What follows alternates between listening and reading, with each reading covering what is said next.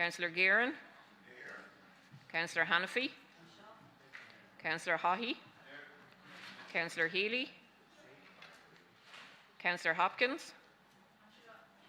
Councillor Humphreys. Councillor Johnston. Councillor Kelly. Councillor Kitt. Councillor Leddy.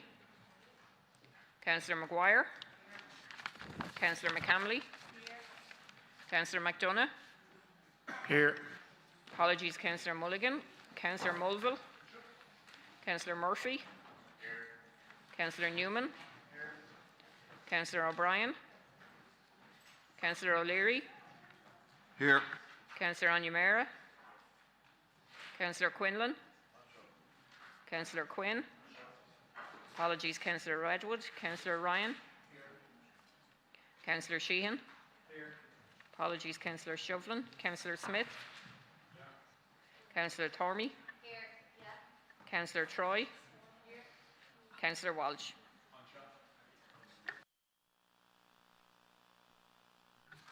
Okay. Go through the usual notice. So all mobile phones should be on silent or switched off for the duration of the meeting. Please note that this meeting is being webcast. All members, please remember to switch off your microphone when you have finished speaking. All members are reminded that the Chamber's non-smoking vaping area standing orders will apply to all aspects of the meeting. Councillors are reminded of the provisions Standing Order number 92 that all members are bound to act in accordance with the Ethics Framework and Code of Conduct for local authority members to cooperate with the orderly conduct of meetings, direction of the Mayor and in a manner that is respectful of colleagues.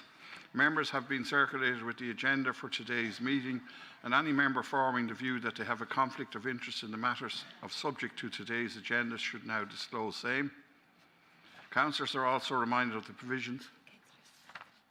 Oh, sorry, John Smith, yes. In relation to item number 19, I think it is, the artist's grant. Okay. And I'm happy to excuse myself during that. Okay, all right. Okay, noted. Councillors are also reminded of provisions of Standing Order number 93 that members must bear in mind that discussions at council meetings are not privileged. No member may make false statements, impute improper motives or use offensive or unbecoming words in reference to any member of the council, employee of the council or any other person.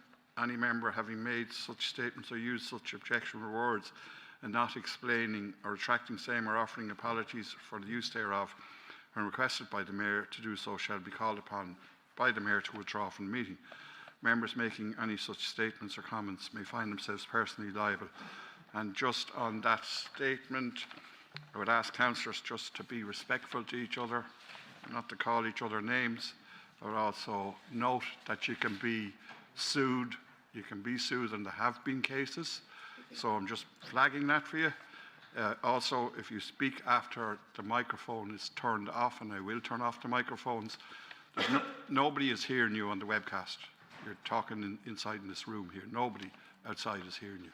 So I'm just noting that for you so everyone should know that. Right, okay, so I've received some emergency motions, and I've received, well, I suppose, two which I've ruled out of order, and then I have received a motion on the Chief Executive's report, which on advice I've ruled out of order, but I have a proposal to put to the meeting, and this has come from, well, it's come from me and the Executive, that we vary the agenda and that we take Councillor Quinn's motion, which is item number 31, relating to council rents. You see it on the agenda there, that we vary the meeting to take that earlier. So I'm wondering, will the meeting agree to that? And I can do that two ways. I can take it as the first motion on the agenda, on the list of motions, or I can take it 15 minutes before the end. I'm in your hands. What does the room want to do?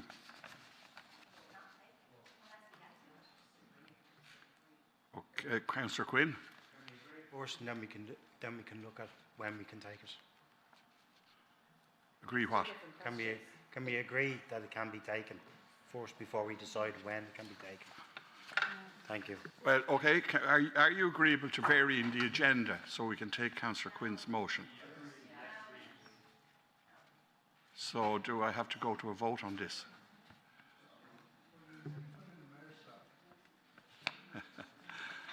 Right, okay, so somebody saying no, it looks like we're going to have to go to a vote if we don't agree to this. I think it's a reasonable request myself, considering the various motions that I've had to rule out of order. I think the Mayor speaking, I think this is a good compromise. Now, does someone else want to speak? Councillor J.K.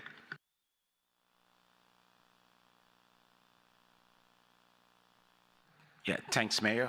I suppose there's a lone voice that's objecting, but that doesn't necessarily mean there aren't other elected members who may be objecting as well. But perhaps we might need to listen to the elected member who has, indicated her objection first before we revert. Thanks. There's nobody indicating to speak here other than yourself so far. Mr. Andrew Donnelly. Thank you, and just a bit of background to everybody. We put forward as a team an emergency motion, which I actually think should be heard as an emergency motion. I don't think there's any reason for it not to be heard as an emergency motion.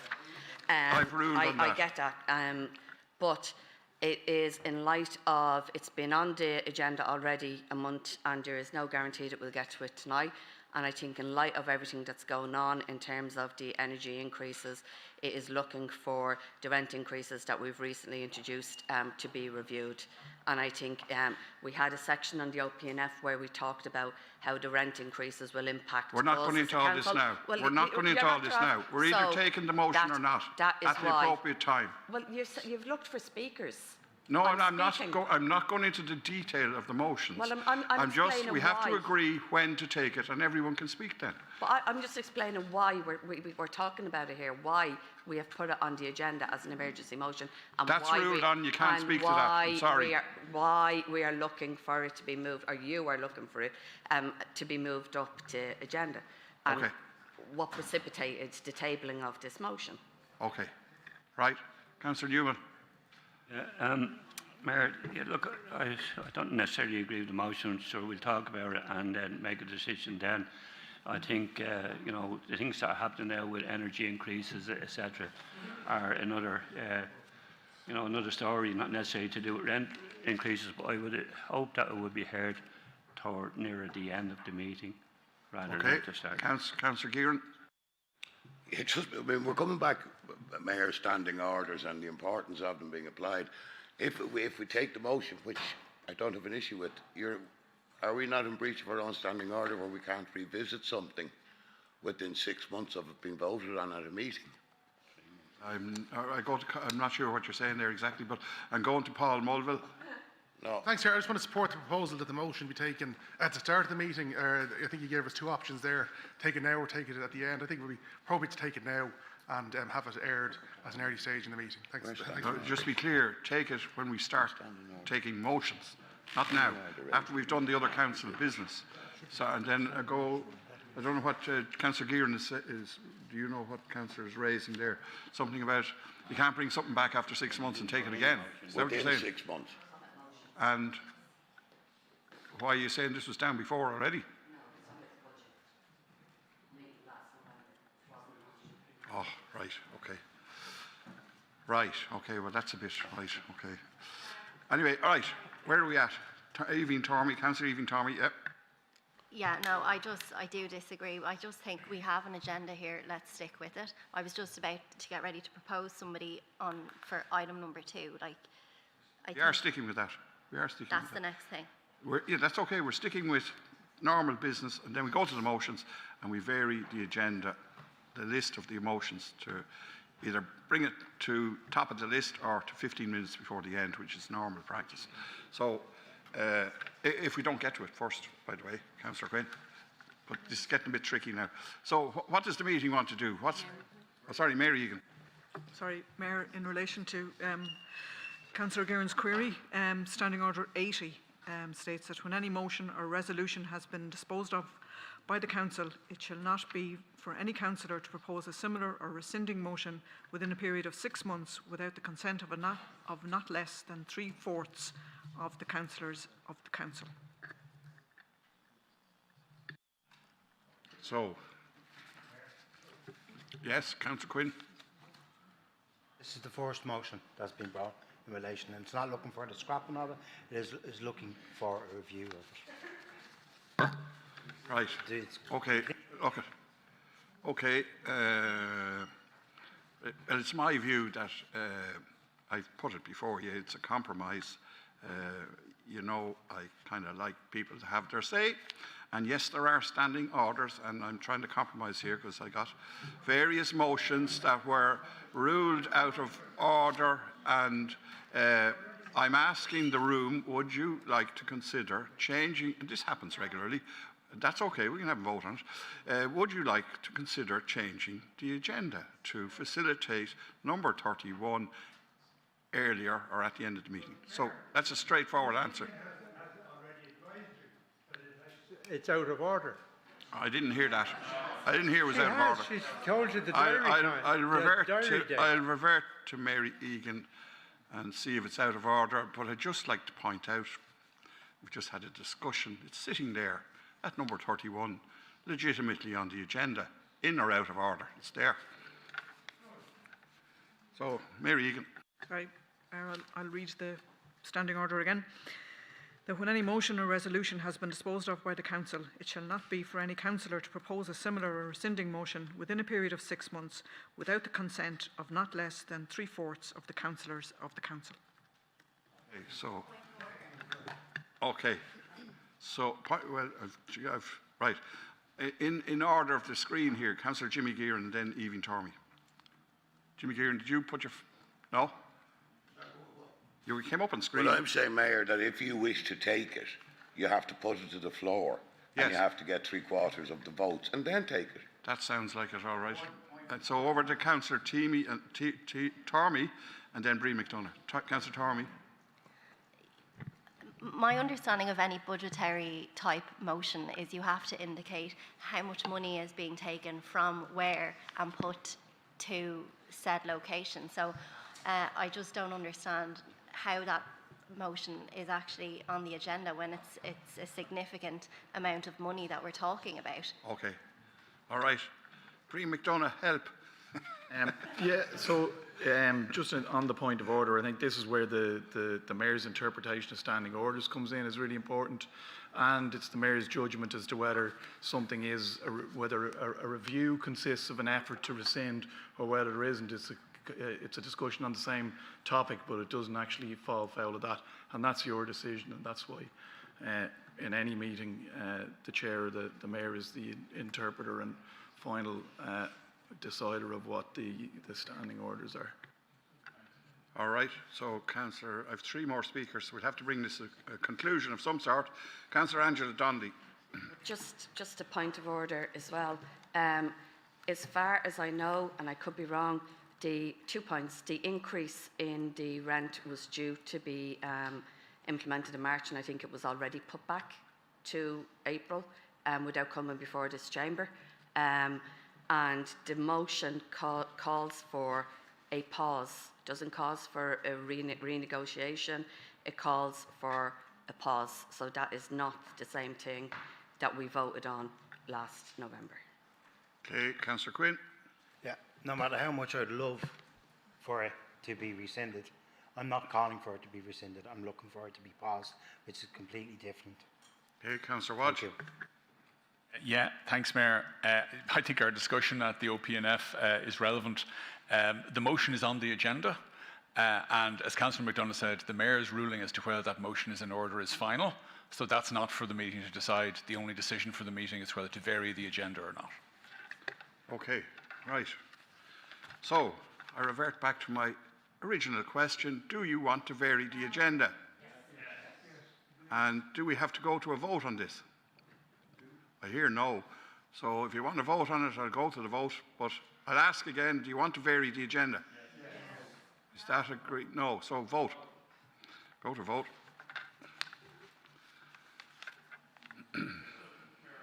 Yes. Yes.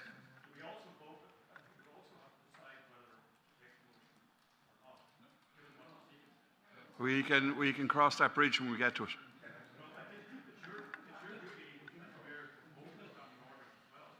But we'll deal with that when we get to the motion.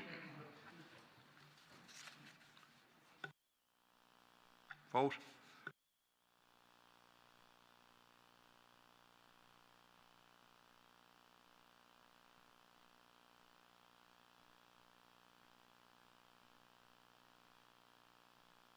Voting on whether to vary the agenda or not to allow the motion to be taken earlier or at the end of the meeting.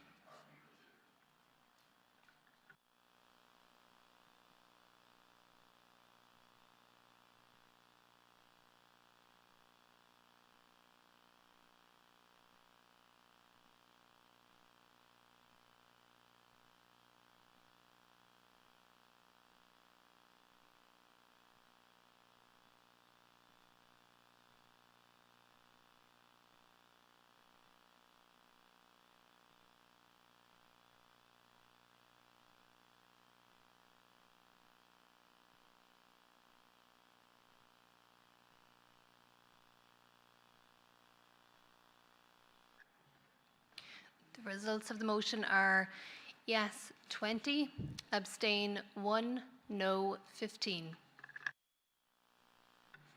Okay, so we've agreed to vary the agenda. The only pardon?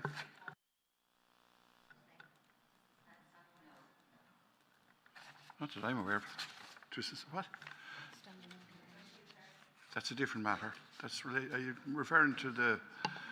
Listen, this will go on forever if you want to keep it going forever. Look at, we've agreed to vary the agenda.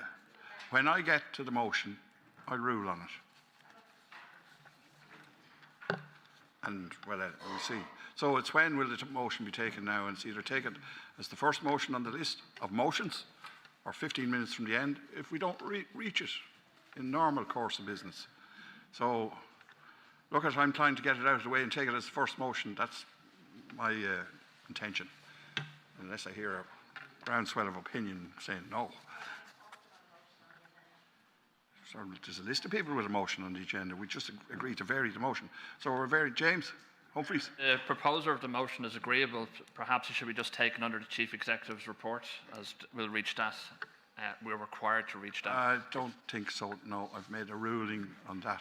This is getting all technical now. You're walking into a minefield. No. Right, okay, we'll move on. So we're going to, what are we at here? Let's start the meeting. Where are we? Confirmation and reaffirmation. Have I done well, we've done the apologies. I just want to acknowledge before starting, I should have done it already. This is Sinead Murphy's first meeting as Director of Operations, and I want to welcome her and wish her well as Director of Operations of Fingal County Council. Well done, Sinead. Okay.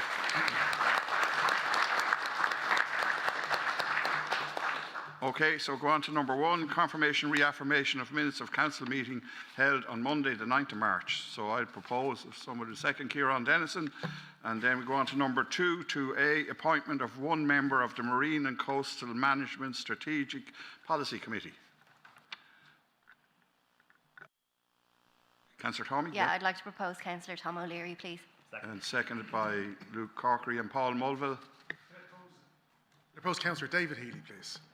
Okay, seconded by Brian McDonough. Right, looks like we've a vote. Any other candidates? No, that's it. So we go put that to a vote.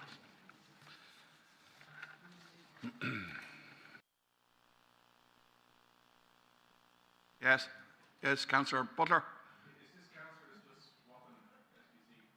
Between them, or is it more than that?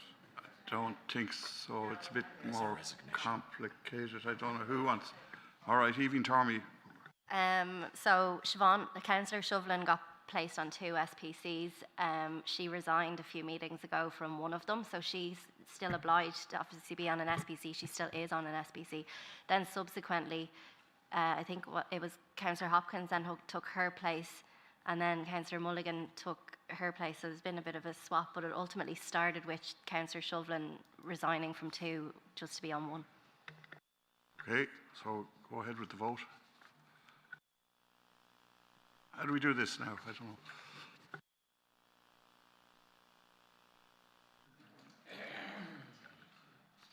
You read it out, will you?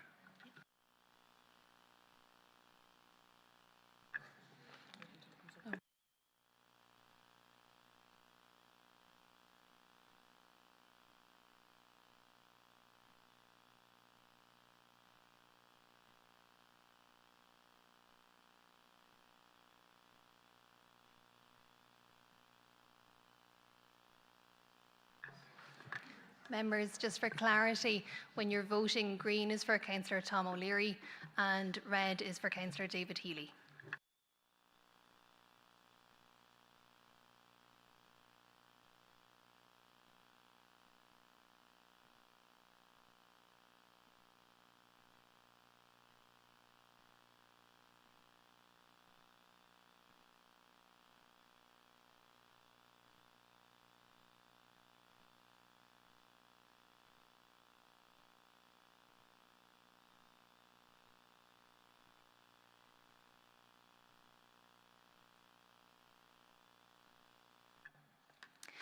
The result of the vote is green, Councillor Tom O'Leary 21, red, Councillor David Healy 14.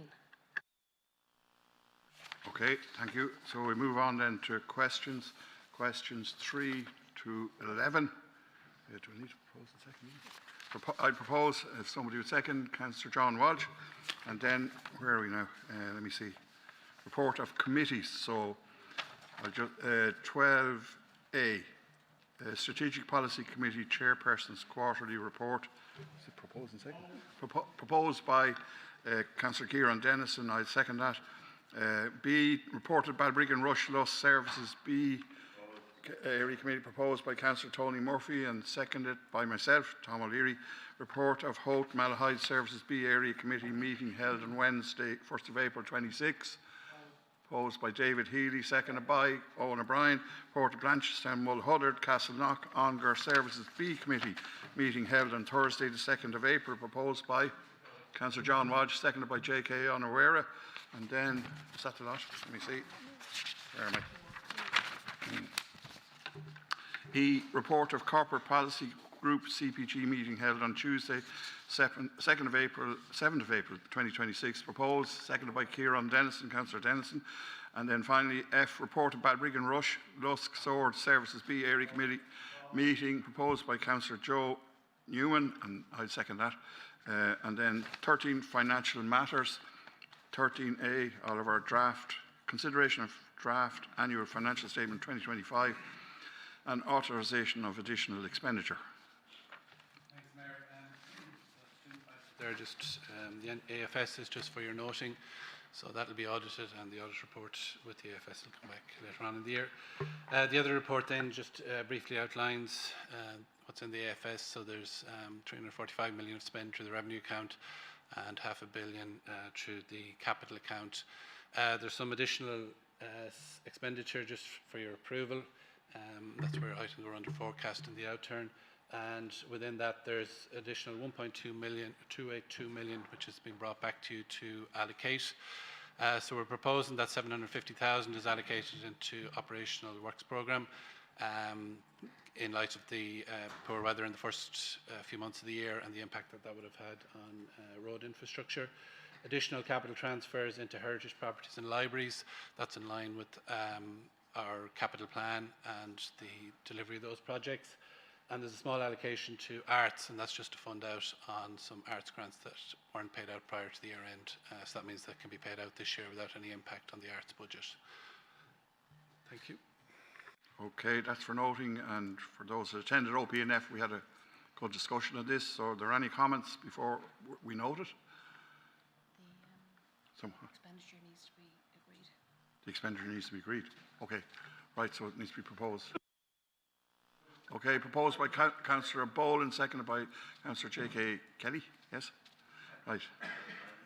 Have I got the right name? I get them all mixed up. What is it? DJ Kelly. So then we go on to, that's agreed, is that agreed? Yes. Yeah, so go on to B, Annual Financial Statement 2025. Need to get me this out of the room. So even let's say it'll come back to, it'll be audited now, and the audit report will come back to you later on in the year once that's complete. So same procedure, is it proposed? Noted. Noted, okay. Now we're on to 14A. Sorry, proposed disposal of properties. 14A, notice of proposed grant away leave, Mournview, Skerries, County Dublin, Ishgaren, Colville House, 2426 Talbot Street, Mountjoy, Dublin 1, proposed. And someone would second that. Seconded by Owen O'Brien. Is that agreed? Agreed? Fair play, Mary. Agreed. I hope the rest of you agree. And then on the second one, I have a motion here. So this 14B is notice of proposed grant of way leave at Barry Sparks Swords, County Dublin to Beauvale Developments, Unlimited Company, 27 Dublin Road, Miltonsfield, Swords, County Dublin. And we have a motion in from Councillor J. Humphreys. I don't know if it has to go up the screen, I'll read it out. That approval of the way leave is conditional on clause 10 being strengthened to require active coordination with the Council's roads section in place of notice alone for the duration of the R132 and Metrolink related works includes language that permits the Executive the right to direct scheduling and require postponement where necessary. So I'm going to go to John Quinlivan on that one. If Councillor Humphreys doesn't want to speak to the motion, I can just say this: what's the content of the motion will be dealt with through the road opening licence process, and there's no issue with us writing that into the contract to strengthen it in the manner the councillor hopes. Okay. Okay, go to Councillor Humphreys now.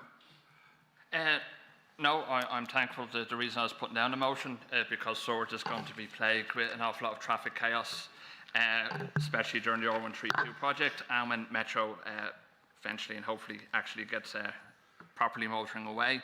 And for any way leave or any road opening licence coming towards the council, I would be again proposing similar motions that the language is tightened, that the responsibility will fall on the council to set a date and time rather than the whoever is seeking to open the roads has leeway that may obstruct without us knowing traffic in the area. So I thank you for the Executive's response and I accept their response.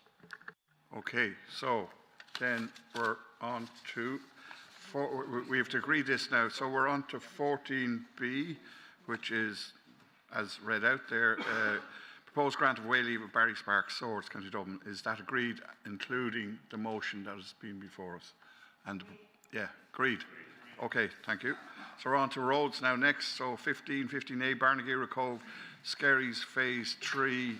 This was brought before the area committee, and I'd like to propose. Yeah. What? I get that. No. All right. Did we get a proposal? Sorry.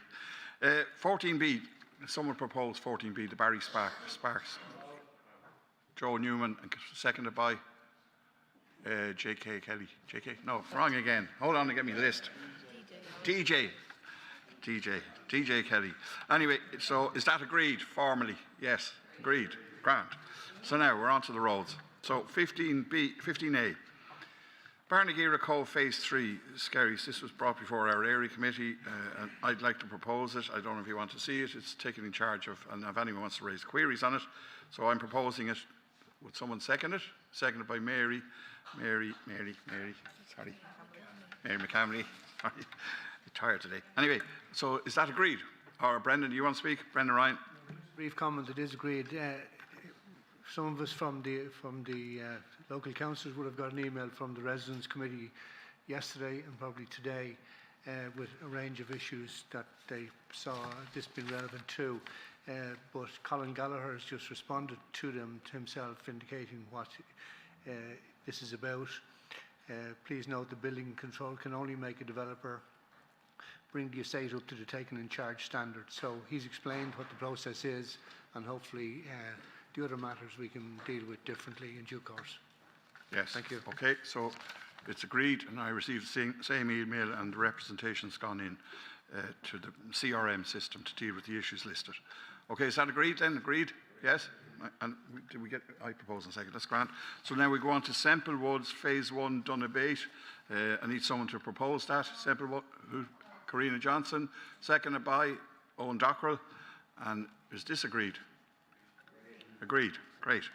And now we're on to number 16, Part 11 of the Planning Act 2000, Part 8 of the Local Government Planning and Development Regulations 2001 as bracket amended for the proposed demolition of one dwelling and the construction of 4 dwellings and all associated site works at Malahide Road, Malahide, County Dublin. Do we want to agree this, or do we want a presentation? Anyone? What's your view, councillors? Agreed. Councillor Healy?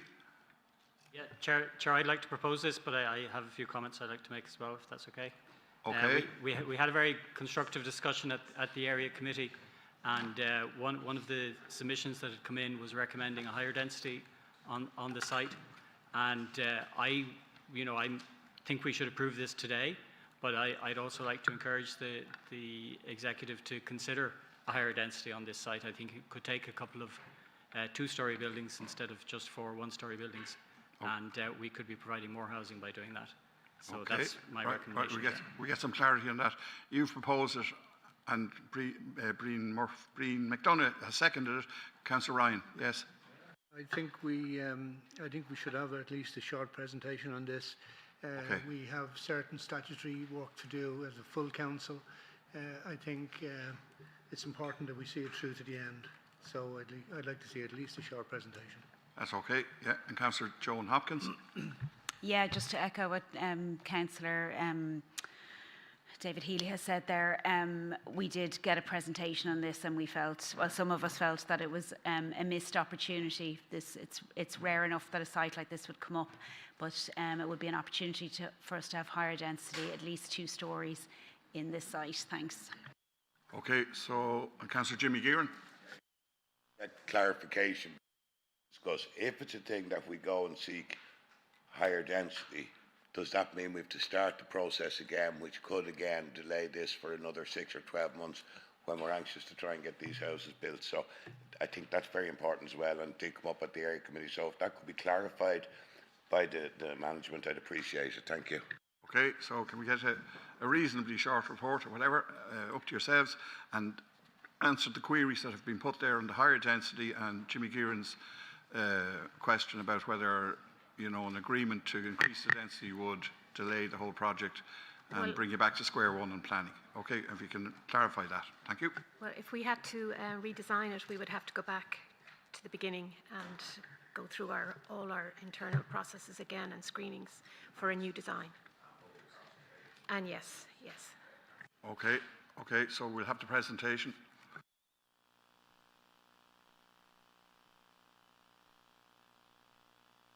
Okay, so this is a presentation of the CE report for the demolition of 1 dwelling and construction of 4 dwellings at Malahide Road.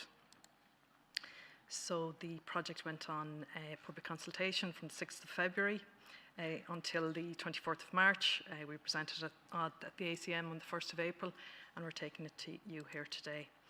So in terms of the CE report, we'll describe the proposed development, we'll evaluate it, we'll list the submissions or observations received, we'll summarise the issues raised and the CE responses and the recommendation. So the site is a brownfield site with an existing single-storey bungalow and associated shed structures. It's located on the Malahide Road between Malahide Village and Concealy, just close to the junction of Malahide Road and the entrance to Myra Manor and Feltram Road. So the site is zoned residential. The Greater Dublin Area GDA cycle network plan is shown to the front of the site along Malahide Road. It's in the outer public safety zone associated with Dublin Airport. Most of the site lies within Dublin Airport Noise Zone B, while a small portion of the southern end of the site lies within Noise Zone A. So it's a brownfield site. As I said, it contains a bungalow. There's a shared vehicular access route to the southwest corner of the site, which is shared with the residential property to the south. There is an existing bus stop to the front of the site, and there's an existing cast iron water pump of artistic and social value to the front of the site along Malahide Road. So the net developable area is 0.14 of a hectare. We're providing 4 dwellings at a density of 29 units per hectare. So we're proposing 4 2-bed single-storey universal design semi-Ds, and we're retaining the shared site entrance off Malahide Road. We have 5 car parking spaces, including universally accessible spaces and EV charging. We've a 2.5 cycleway reservation to the front of Malahide Road, and we're relocating the existing cast iron water pump outside of the cycleway reservation along the proposed new boundary to the front of the site. We're including SUDs, including a linear drained bias swale to the front of the site, and our open space provision is at 23%. It will include lawns, paved areas and seating. So all the units follow the minimum floor space standards and individual room space standards in Fingal Development Plan and the guidelines. They're all designed to ensure that people can safely and conveniently approach and gain access to all the units in compliance with the building regulations, and direct access to the private rear garden is provided to each dwelling, which can provide secure bicycle parking. So this slide presents the public-facing elevations from the Malahide Road and from the car parking area to the south of the site. The single-storey semi-detached dwellings, they're in keeping with the established scale and rural character along Malahide Road and at Streamstown Cottages, which are all single-storey. And the development proposes a palette of high-quality and low-maintenance materials, including brick and self-coloured render facades, tile roofs to the houses, permeable paving to parking areas, and the windows will be alu-clad and will match the colour of the rainwater goods. And the requirement for nearly zero energy buildings and renewable sources of energy will be addressed in the detailed design stage. So all the dwellings will be designed and constructed to comply with all the relevant legislation and best practice in Ireland and listed on this slide. And connections to public utilities are available on Malahide Road. So in terms of evaluating the proposed development, following internal consultation and review, the preliminary planning report included a number of recommendations, and these recommendations have been incorporated prior to the project being put out on public display. So 6 submissions or observations were received within the statutory period. 5 of these are valid, and 1 was withdrawn as this was a duplicate. The valid submissions were received from those noted. So in summary, issues raised related to planning and general matters, transport and road matters, conservation and heritage matters, and airport noise matters. And full responses to these issues are included in the CE report. In relation to the density of the development, several key factors and constraints have influenced the site layout and density achieved, including the existing local character of the single-storey cottages along Malahide Road and opposite the site, the Greater Dublin Area GDA Cycle Network Plan, a 2.5 cycleway reservation is required, which reduces our net developable area. Car parking standards, additional dwellings would increase the car parking requirements, which cannot be accommodated on the site, and the universal design requirement for social housing, the Dublin Airport Outer Public Safety Zone and rural density requirements. And it's a Fingal development policy in respect of infill development requires that existing character of an area be respected, and the planning section has confirmed the development is acceptable in terms of density. So the site is within Zone 2 in terms of car parking. The provision of 5 car parking spaces in total meets the development plan standards. Another submission raised issues with the vehicular access point, but this is not a new access point, it's an existing point, and it will be shared with the adjacent property. And the proposal also provides direct access to rear gardens where bicycle parking can be accommodated. In relation to the pump located on site, the historic pump, it's proposed to retain and relocate it into the new proposed boundary, and this relocation is intended to protect and preserve the water pump in advance of any future development works. And the heritage and conservation sections have been consulted about the proposals, and they have no objection, subject to the adequate protection and repair of the pump during construction phase. To address noise management objectives, a comprehensive inward noise impact assessment has been prepared by consultants, and the DAA has acknowledged its findings. In line with the DAA's recommendation, the Aircraft Noise Authority has been notified, and to address enhanced disclosure concerns, Fingal will adequately advise prospective occupiers that the development is located within the noise zone pertaining to Dublin Airport. And to address post-planning compliance concerns, Fingal will carry out compliance reports verifying the implementation and effectiveness of noise mitigation measures prior to occupation. So in terms of the recommendation, the issues raised were reviewed and addressed, and analysis confirms the development complies with the statutory requirements of the Part 11 process.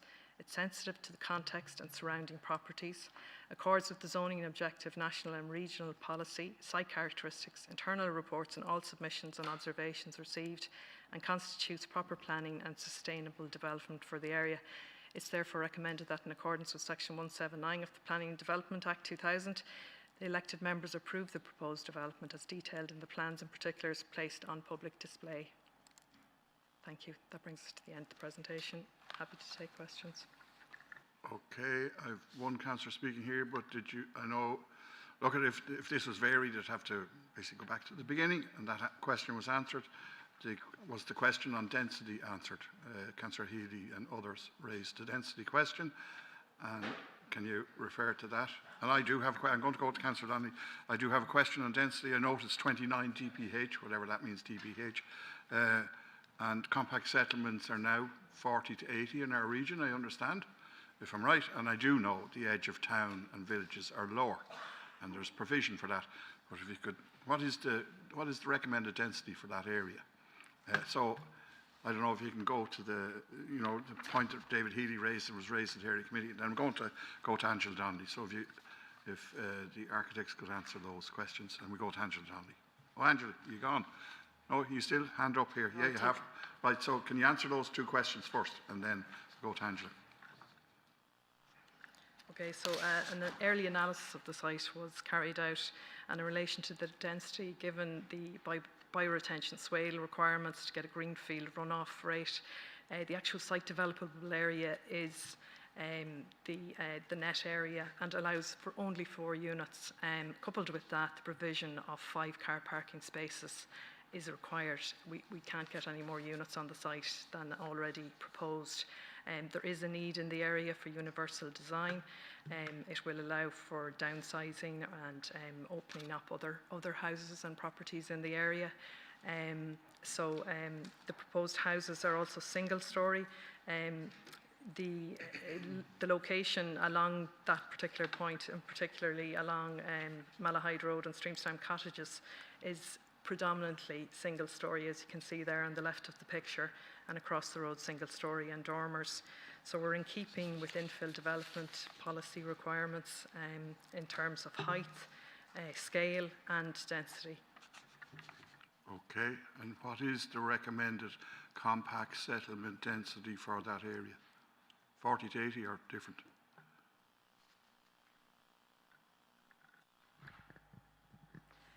For a suburban location, it's 40 to 80. In this specific circumstance, given the location and the context, the density is less, and so therefore we propose that.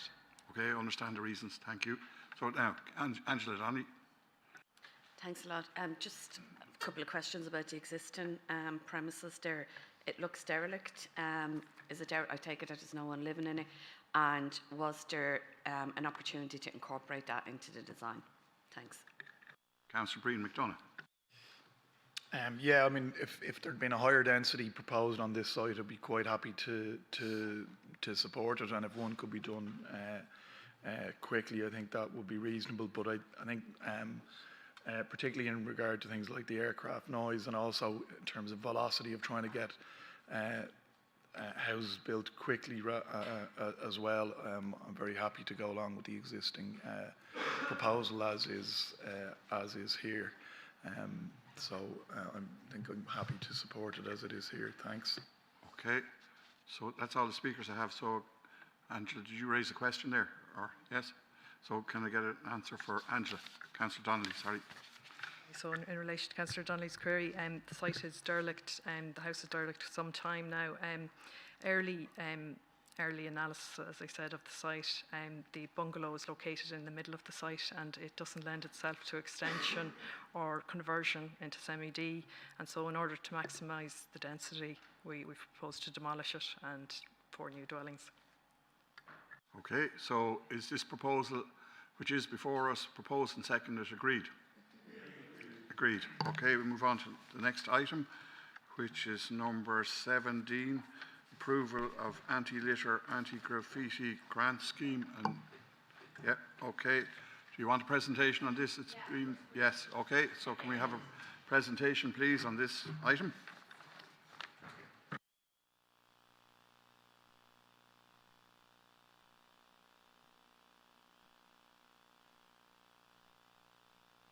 Members, this has been to the SPC and the CPG, and Jennifer will go through the presentation and deal with any queries. Thanks.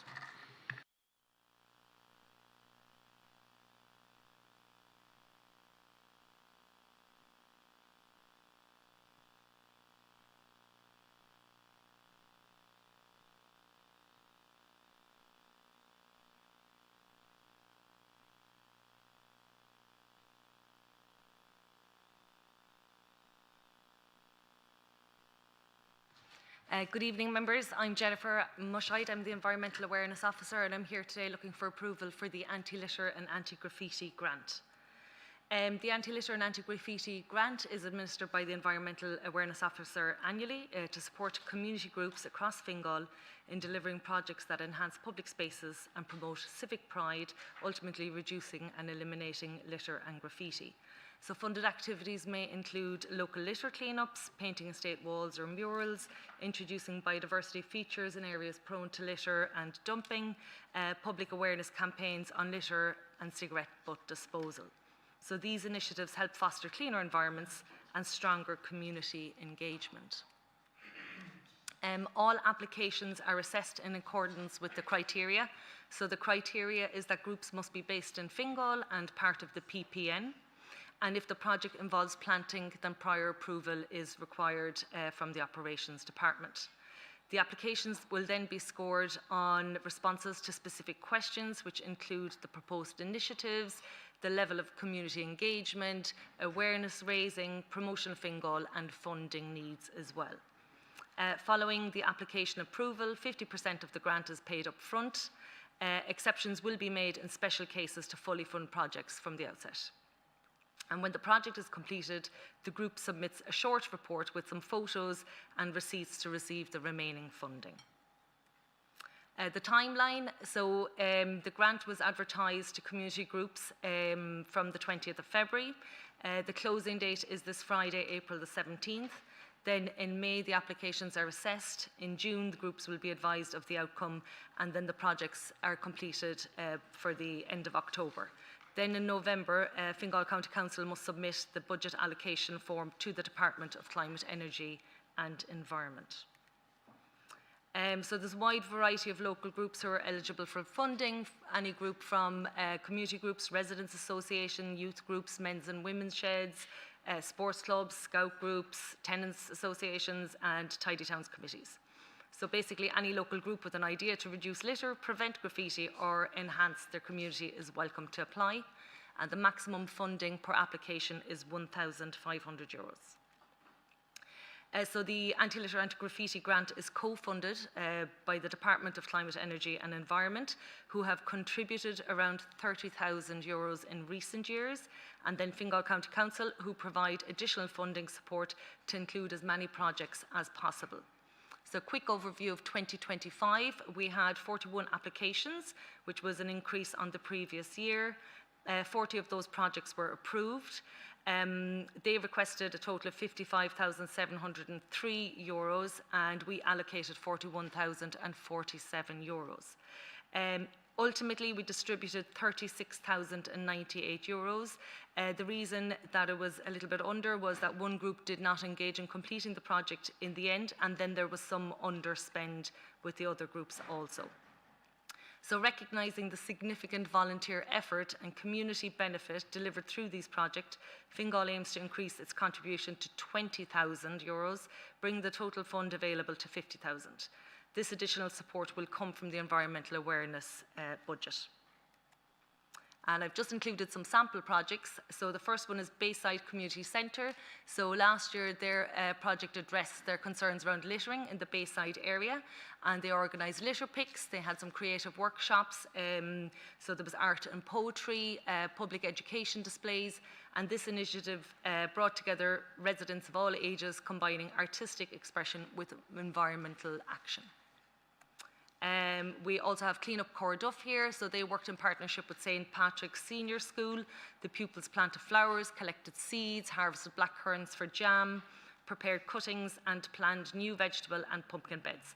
So the project here builds on pride, strengthens connection to local green spaces and helps deter littering. And the final project I have here is Lusk Community Council. So for their third year, they organised a collaborative mural project uniting local young people with a professional graffiti artist to transform a public wall into an engaging educational artwork. So this initiative promoted civic engagement, creative expression, environmental awareness, positive messaging about sustainability and responsibility, and it also enhanced the appearance of the area while providing a constructive outlet for youth creativity. So thank you for your time, and I'll take any questions. Okay, Councillor Evie Tormey. Thank you very much for your presentation, and apologies for missing this at the area committee. I have a big concern about just the level of graffiti that's around the area at the moment. And I feel like, even for example with this, it's a very strict criteria that you're putting on people. And I'd just be curious, for example, was it Lusk where the school kids were, like, who was the group then that was registered with the PPN? Because I assume the school isn't, as to how that partnership got involved. And I wonder, like, is there a way of supporting schools for kids, you know, TY projects for them to get out and do things, to open it up a little bit? Because I do feel like there is a big problem out there, and a lot of it is on privately owned property, which comes to the next thing. So is there anything that we can do for people who actually own property that may not be in a position, or, well, I suppose first of all to afford to pay for paint and a painter, and secondly maybe they're just very worn down by the repetitive nature of some places of having to keep going back and doing it over and over again. Because I do think we need to open it up and look at a kind of it in a more private sense in terms of those buildings. Yeah, like the Bayside is a good example because they do tremendous work. I see them around myself in terms of litter picking and stuff. But I mean, there's a big problem there. Even the beautiful murals that got painted, covered in graffiti and stuff like that. And so I think if we can maybe expand it out and come up with bigger ideas to include more people, because it's always like the same groups that are doing Trojan work in the communities, and it is a much bigger issue than that. Thank you. Okay, Councillor Joe Newman. Yeah, thanks, Mayor. Yeah, no, thanks very much for the presentation. Just a couple of questions. One was the groups that may not have the funding to fund it all themselves and come in for the grant. And the other one is the all need to be members of the PPN. Is that correct? Thanks. Okay, that's all the speakers I have at the minute. Just on the three projects you put up there, can you indicate roughly how much they got in each one? It doesn't need to be precise, but give us an idea. And now we'll go back to the management for a response. Thank you. Okay, so Councillor Tormey, just with regard to the group in Lusk, absolutely, you're right, that it was the Lusk Community Council organised that, and it will often be other groups like that will bring the teenagers on board with different Feroga groups maybe, or working with a local secondary school and so on.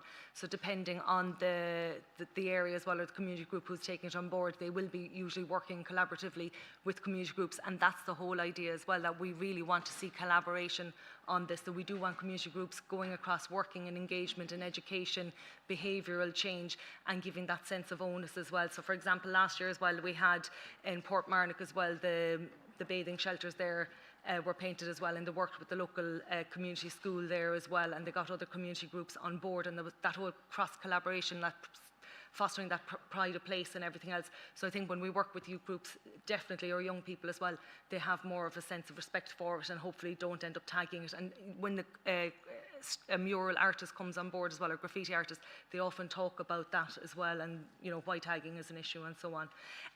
We also we also offer free paint as well to community groups and schools as well through the Rediscovery Centre as well. So any community group or any school can apply for that through the Environmental Awareness Programme as well, and often they will use that just for general cleaning up. And we see loads of different groups as well that are doing lots of Trojan work, as you say, continuously, but they're always working on new projects, and we're always encouraging new groups to come on board as well.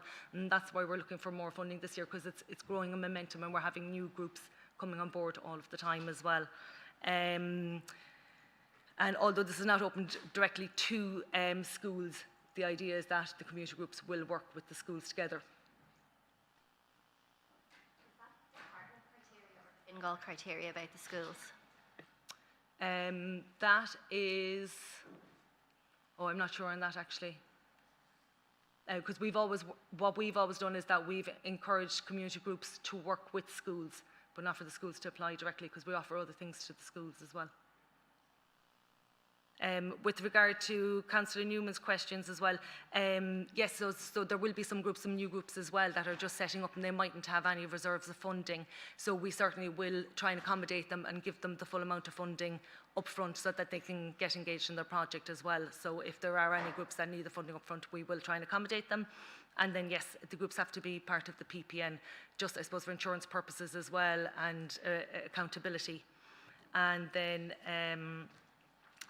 Councillor O'Leary as well, because we were so oversubscribed last year as well, we were only able to give any group 80% of the funding. So the groups were marked, so groups got between 70% and 80% of the funding. So the most that any group got last year was 1,200. So I'm kind of imagining those three groups that we had there would have received that amount.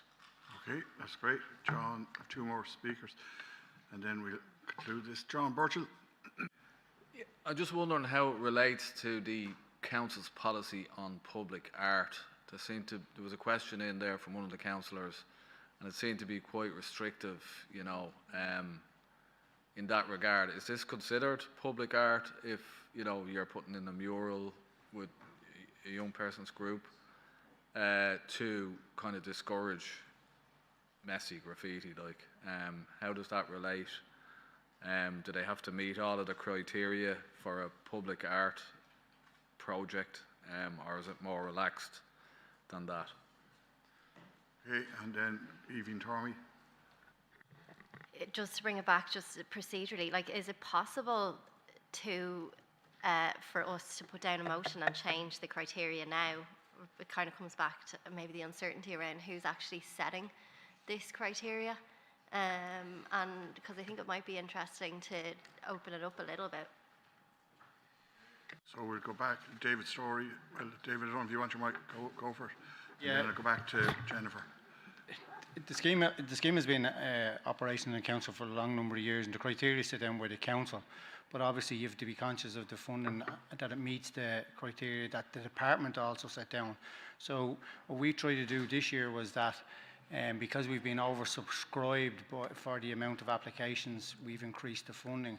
But there is criteria that we use for local, being PPN, but obviously there's criteria in the department, and we use that together then for the purposes of the scheme.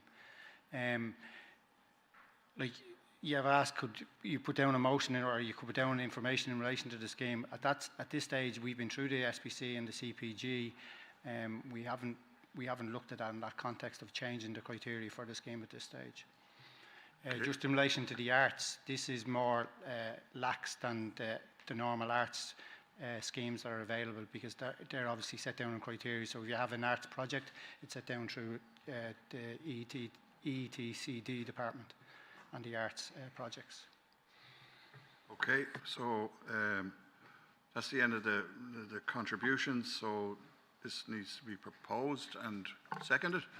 And is it approved? I propose it if someone would seconded by Councillor Dara Butler. Is it agreed? Agreed. Thank you. So we're on to number 18, draft anti-fraud and corruption policy. Mayor Egan. Mayor, this is just an updated policy which is broadly similar to the existing policy that was agreed here in February 2024. So it's just an updated one. It kind of provides more detail in relation to fraud, the prevention of fraud and corruption, and a bit more around protected disclosures, ethics registrars, etc. But it's basically similar to the one we have in place already. Okay, I've no speakers indicating, so I'd like to propose it if someone would second it. Seconded by Kieran Dennison. Is that agreed? Okay, thank you. And now we go on to number 19, Fingal Artist Support Scheme. John, do you want to indicate? A relative of mine is proposed. So. Grant. Okay, so Councillor Smith just excusing himself from the room as per procedure and standing orders on this item. So now, do we need are we going for a presentation on this, or what's the position? We don't have a presentation, Mayor. Okay. I mean, we have the Arts Officer and the Deputy Arts Officer here if there needs to be any questions, but this is €260,000. It's being given an artist support scheme to the value of to 64 applicants. Okay, so I propose that if someone will second it. Seconded by Councillor Tony Murphy. Is that agreed? Okay, thank you. So now where are we now? Chief Executive's report. Yes? No, did I miss one? Sorry, 20. Number 20, Draft Fingal County Council Annual Report 2025. Who's taking that one? Or how does this work? Mary Egan, right? That's me, Mayor. This is the annual report for 2025, and it's put together in accordance with Section 221 of the Local Government Act 2001. Outlines the requirement to prepare and adopt the annual report, and we've outlined the performance and functions of the local authority. It has been circulated to all the members and includes the detail of the Fingal's performance and activities during the year. Okay. Don't know if anyone wants to raise any queries on that. Councillor Donnelly. Just a couple of questions. There were several figures there, like there's a lot of information on it, but there's several figures that are missing, and it says that they're to be provided by the DRHE, the DHLGH, the Housing Delivery Coordination Office. I was just wondering, are those figures going to be put into that report? They are. And also, it says the average time to re-tenant houses is 37.75 weeks. Well, it also says 36.99. I'm not sure which one, which seems very long. And if somebody could explain that, and the average cost of getting a house ready for reletting is 21,170, whereas I know the tenant in situ scheme was giving us 11,000. So, you know, which one is closer to what it costs? I know it's average, so there might be much higher than that and much lower, but it seems very high. And that's grand. Thank you. Okay, back to Mary Egan. Yep, thank you, Mayor. I'll just address the stats that are missing from the various bodies there, and those will be included before the final document is published, and we can circulate that prior to publication. Okay, and go to Paul Carroll on the housing query, reletting and tenant in situ costs.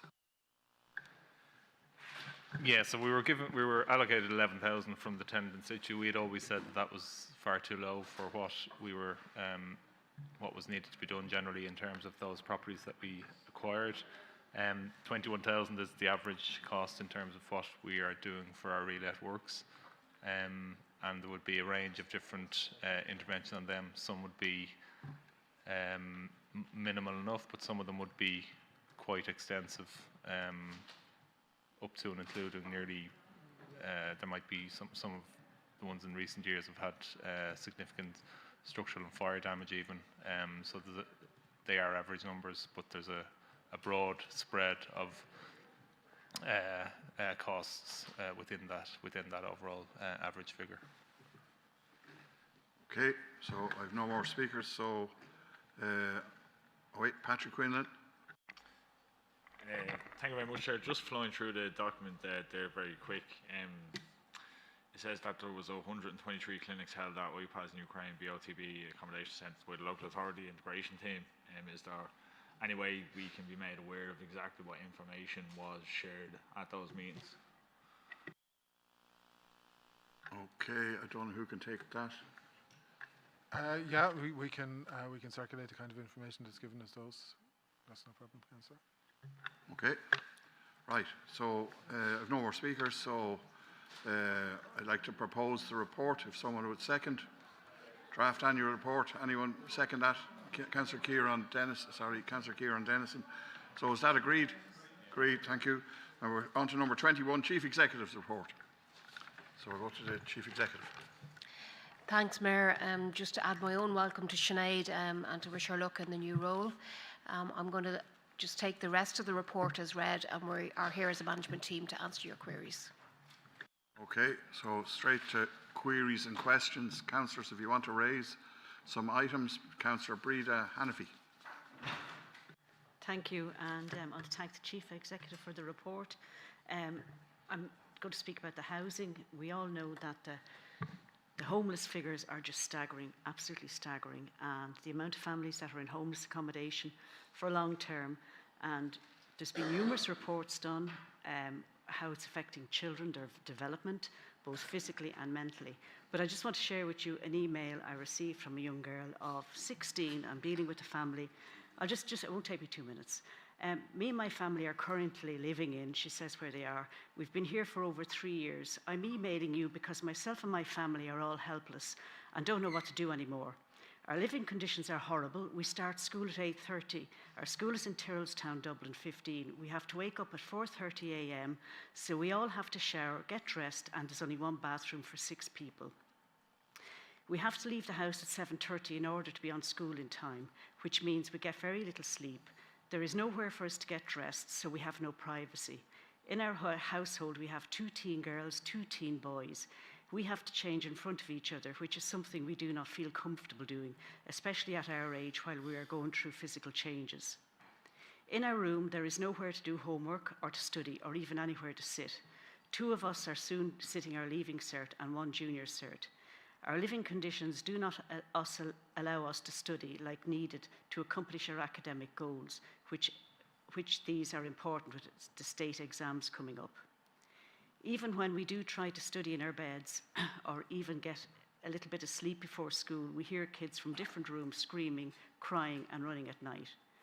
We have no tap water that has drinking. We have no tap that has drinking water, so we have to drink the water from from the sink in the bathroom.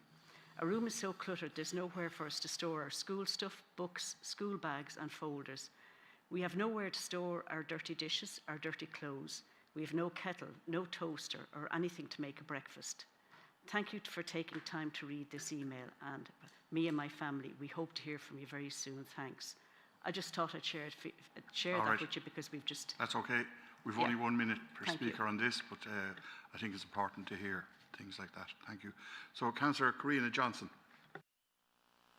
On the 14th of March last, Donabate had its inaugural Patrick's Festival and Parade, which was very well attended, actually, 3,500 people, over 1,000 participants on the day. It was a fantastic event. I just want to thank the Chief Executive, Mr Quinlivan, and all the team, Paul Barnes in particular, for all the support, and hopefully it'll be the first of many festivals and parades in the Donabate area. We were actually blown away by the turnout and the response from the community of people outside the Donabate area. So thank you for that. Just 2 questions. Broadmeadow Way, Greenway, look, I note in the report and also actually from a recent ACM response that it appears that it may be delayed until early 2028. Look, I understand the complexity of this project and, you know, there's been an awful lot of difficulties. It's multi-agency, but I'm just wondering, can we have an update on you know, why it's been delayed and look, is it going to be further delayed? And second question, Portran Road Enhancement Scheme, can we have an update on when that project is going to commence? Has the contract been awarded? I'm looking forward to seeing that project hopefully start as quickly as possible. Thank you. That's great. I said a minute, it's a minute and a half each. So it's Councillor Angela Donnelly. Thank you, and it was great to see all the different Patrick's Day parades, but one event caught my eye, and that was the trip to New York. And I was just wondering, was that agreed? Is that something that gets agreed by the Economic Enterprise and Tourism Development SPC? And could we have more information on the trip? Like how many people went, how much did it cost? How did the meetings go that were held to strengthen the council's links with stakeholders, but most of them were Irish? And is the trip reviewed? Because it would be very interesting. I think most members here would be interested to get a report on it. Thank you. Councillor Joan Hopkins. Yeah, thank you. Just obviously with the ongoing cost of fuel, we had the climate change SPC presentation of cycling and pedestrian schemes for 2025, and we only produced 500 metres of footpath and 3 metres of 3 kilometres, of cycle lanes in 2005. Now I know there is projects, some of them been delayed, but I'm just wondering, are we planning to do a COVID-style emergency rollout of temporary bike lanes on agreed routes, because we're moving at a glacial pace? I want to ask about the voids, the social housing that we have. We have on the CE's report in letting, relet and unavailable. I was at a meeting in Malahide earlier today and somebody pointed out a house, a council house, they said has been empty for a year, and I just got an email from somebody to say about another council house that has been boarded up for 2 years. It's a housing emergency. What is going on? Was there an update on the meeting for Portmarnock Pool on Friday? Yeah, that's it. Thanks. Councillor John Smith. Thank you. Yeah, just a few quick questions.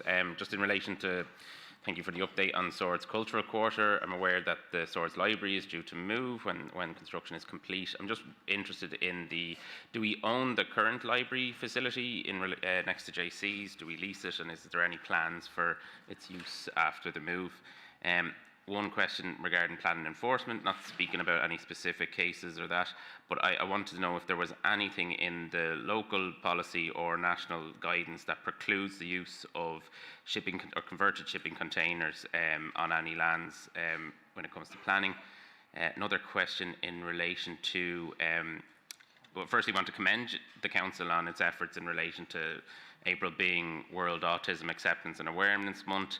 It's great to see the training that is being offered out to staff. It's definitely needed. We have one little thing we can work on is the lighting up of the buildings blue. That's something we need to discuss with the community. It's not really an accepted symbol anymore. It's associated with an organisation that has some very questionable background to it. But my question is more in relation to both the autism strategy and the access strategy. Could we get an update on when we may be seeing the contents of them? Thank you. Okay, Councillor Malachy Quinn. Thank you very much. Thank you very much for the report. I just note the parking fines and the inclusion of Drogheda Street and the main street in Balbriggan. I had calls from residents in St Paul's Crescent in relation to parking on double yellow lines outside of the primary care centre. I have been informed by Fingal that the parking wardens will include that in their area. I'm just looking for clarification on that. I had spoke to the parking warden today and had been informed that she hadn't been informed of this. Then just in relation to the March Housing Expo is probably the best, most positive way I can describe the trip to the south of France. I'm just looking to see, did Fingal have a representation with the Minister for Housing at the Housing Expo, and if they had, will there be a cost benefit analysis done of that trip, and what benefits has materialised from Fingal County Council's invitation? Councillor Tom Kidd. Thanks, Mayor, and I want to congratulate Fingal on the wonderful presentation on St Patrick's Day in Blanchetown. It was a great turnout, and well done to all the volunteers and everybody who took part in all the clubs in the area. Also, I want to ask an update on Kellystown Cemetery at the moment. Is it near finished, or people are inquiring about it? Also, is there any feedback on the new Barnhill Link Road which was opened there recently? Is there any complaints or any people traffic-wise, is it being used? And finally, I'm just wondering about the Harstown Park there. When is the child play area? Is it Part 8? Is it at what stage is it at? Thank you. Councillor Brian McDonough. Yeah, just want to thank the Chief Exec for meeting the PSLC in relation to the emergency and the ongoing emergency, and just see if we can get a perspective on acknowledgement in view of the reliance of the county on the PSLC pool for the provision of swimming in our sports order, and strategies that there's an acknowledgement there, the importance of it as a public good. Thanks. Councillor James Humphreys. Thank you, Mayor. I noticed the phase 2 of the Swords Western Distributed Road has begun with an expected kind of completion date of 2027. I just kind of note that when this was originally launched in June 2025, it was expected to be finished an awful lot sooner than that. If memory serves, it was 18 months altogether. So was there anything that was shown up in the scoping exercise that caused this delay? Or could you kind of, is there a delay?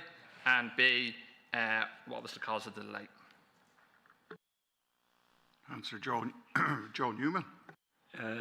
Thanks, Mayor. Yeah, I just want to compliment the Chief Executive and our tree officer for hosting our President on 3 week on the, I think it was the 8th of March, and I think it was, I think, a very good occasion, and it was absolutely fantastic to see the interest from the President in what we're doing to try in Fingal to increase tree cover.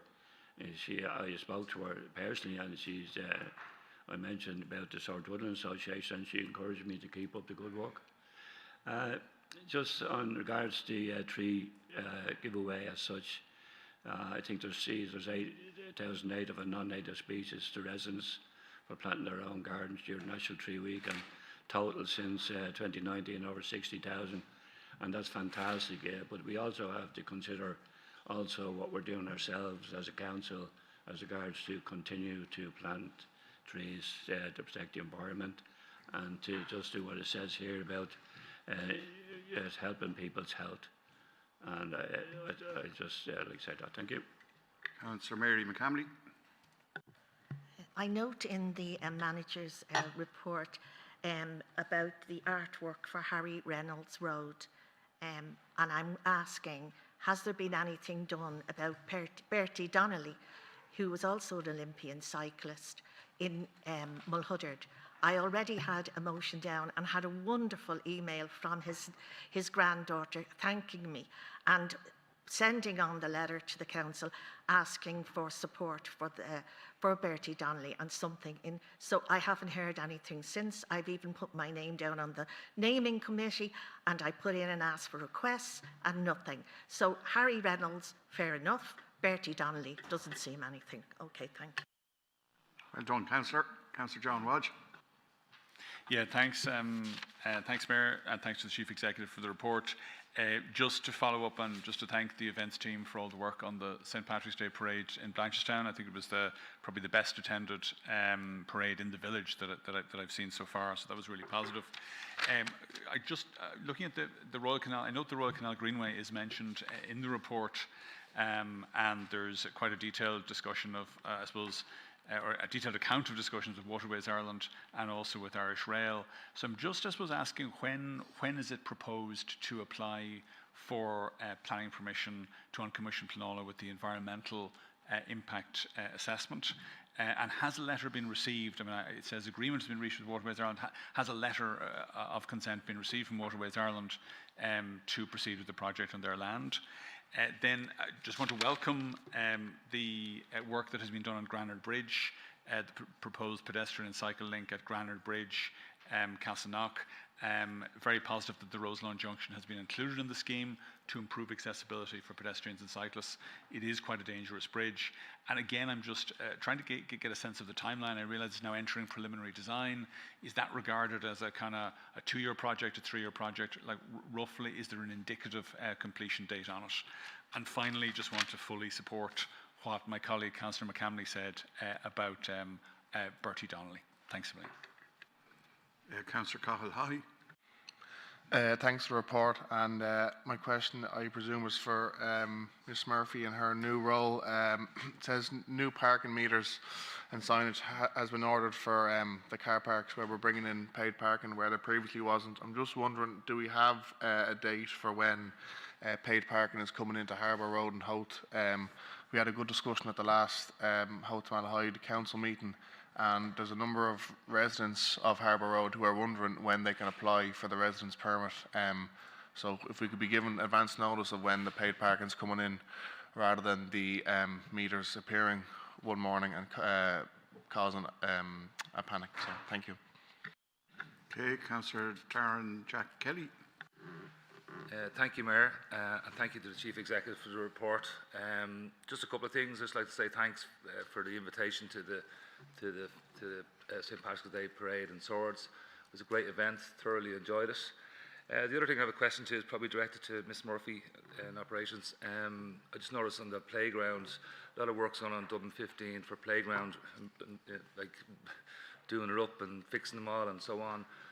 A lot of people have been on to me in Swords in regards to playgrounds to be upgraded, and in fairness, a lot of them are quite dated. Maybe one or two aren't, but there is quite a lot that are dated, and I'm just looking for some sort of feedback on what the plan would be for them to be updated. Thank you. Okay, Councillor Luke Corkery. Thanks, Mayor. I note and I welcome the plans for 12 social homes on the Dublin Road in Swords. I presume these are new units to replace the existing vacant houses there. Are all of these houses to be demolished, and can you confirm what type of development that will be? Councillor Grania Maguire. Yeah, thank you, Mayor, and again thanks to the Chief Executives for the report. It just goes to show the great work that's been done in the Council on a continuous basis. Just a couple of items. We all say in each community how great our community groups and our volunteers and our sporting organisations and our clubs. We had an absolutely fantastic event in Balbriggan on Saturday, Believe Balbriggan, supported by the Fingal Community Office, and it was absolutely outstanding to see over 70 organisations all in the one room sharing what they do with the community. And just finally, again for Ms Murphy, the lights at the junction of Flemington. We keep continuously getting an email in relation to the pedestrian lights. They're going to be turned on. It's in progress, it's in progress. This is a really exceptionally busy junction with an awful lot of kids using the O'Dwyer's new facility, and I do not want to be sitting in a year's time with the lights still not on. That we need to actually put that in as a matter of urgency. Thank you. Thank you. Sorry, and Councillor Patrick Quinlan. Thank you very much, Chair. I was just reading down through the report there, as you normally do. But I seen something in relation to electricity supply on traveller-specific accommodation. Obviously, messing with electricity supply is very dangerous. Definitely wouldn't encourage it. But what I would ask is that when it comes to approved housing bodies and stuff like that, does the council have any say or authority on what electricity supplier they're initially set up with? Because I'm aware that a lot of these approved housing bodies are putting people on pay-as-you-go debt meters, and like these run at a premium just for the privilege of being broke. So that's that question. And then obviously it would be me if I wasn't talking about population and demographic change. It just says here, Emily Fairley, the cover note essentially cognizant that the projection that the population of Swords is set to double over the next 20 years. Just wondering, where have you seen that report, and in that report that you've seen, is it talking about that the main driver of that being organic domestic population growth, or is it due to immigration into the country? Okay, so I think that's all the speakers I have. I've just one small question.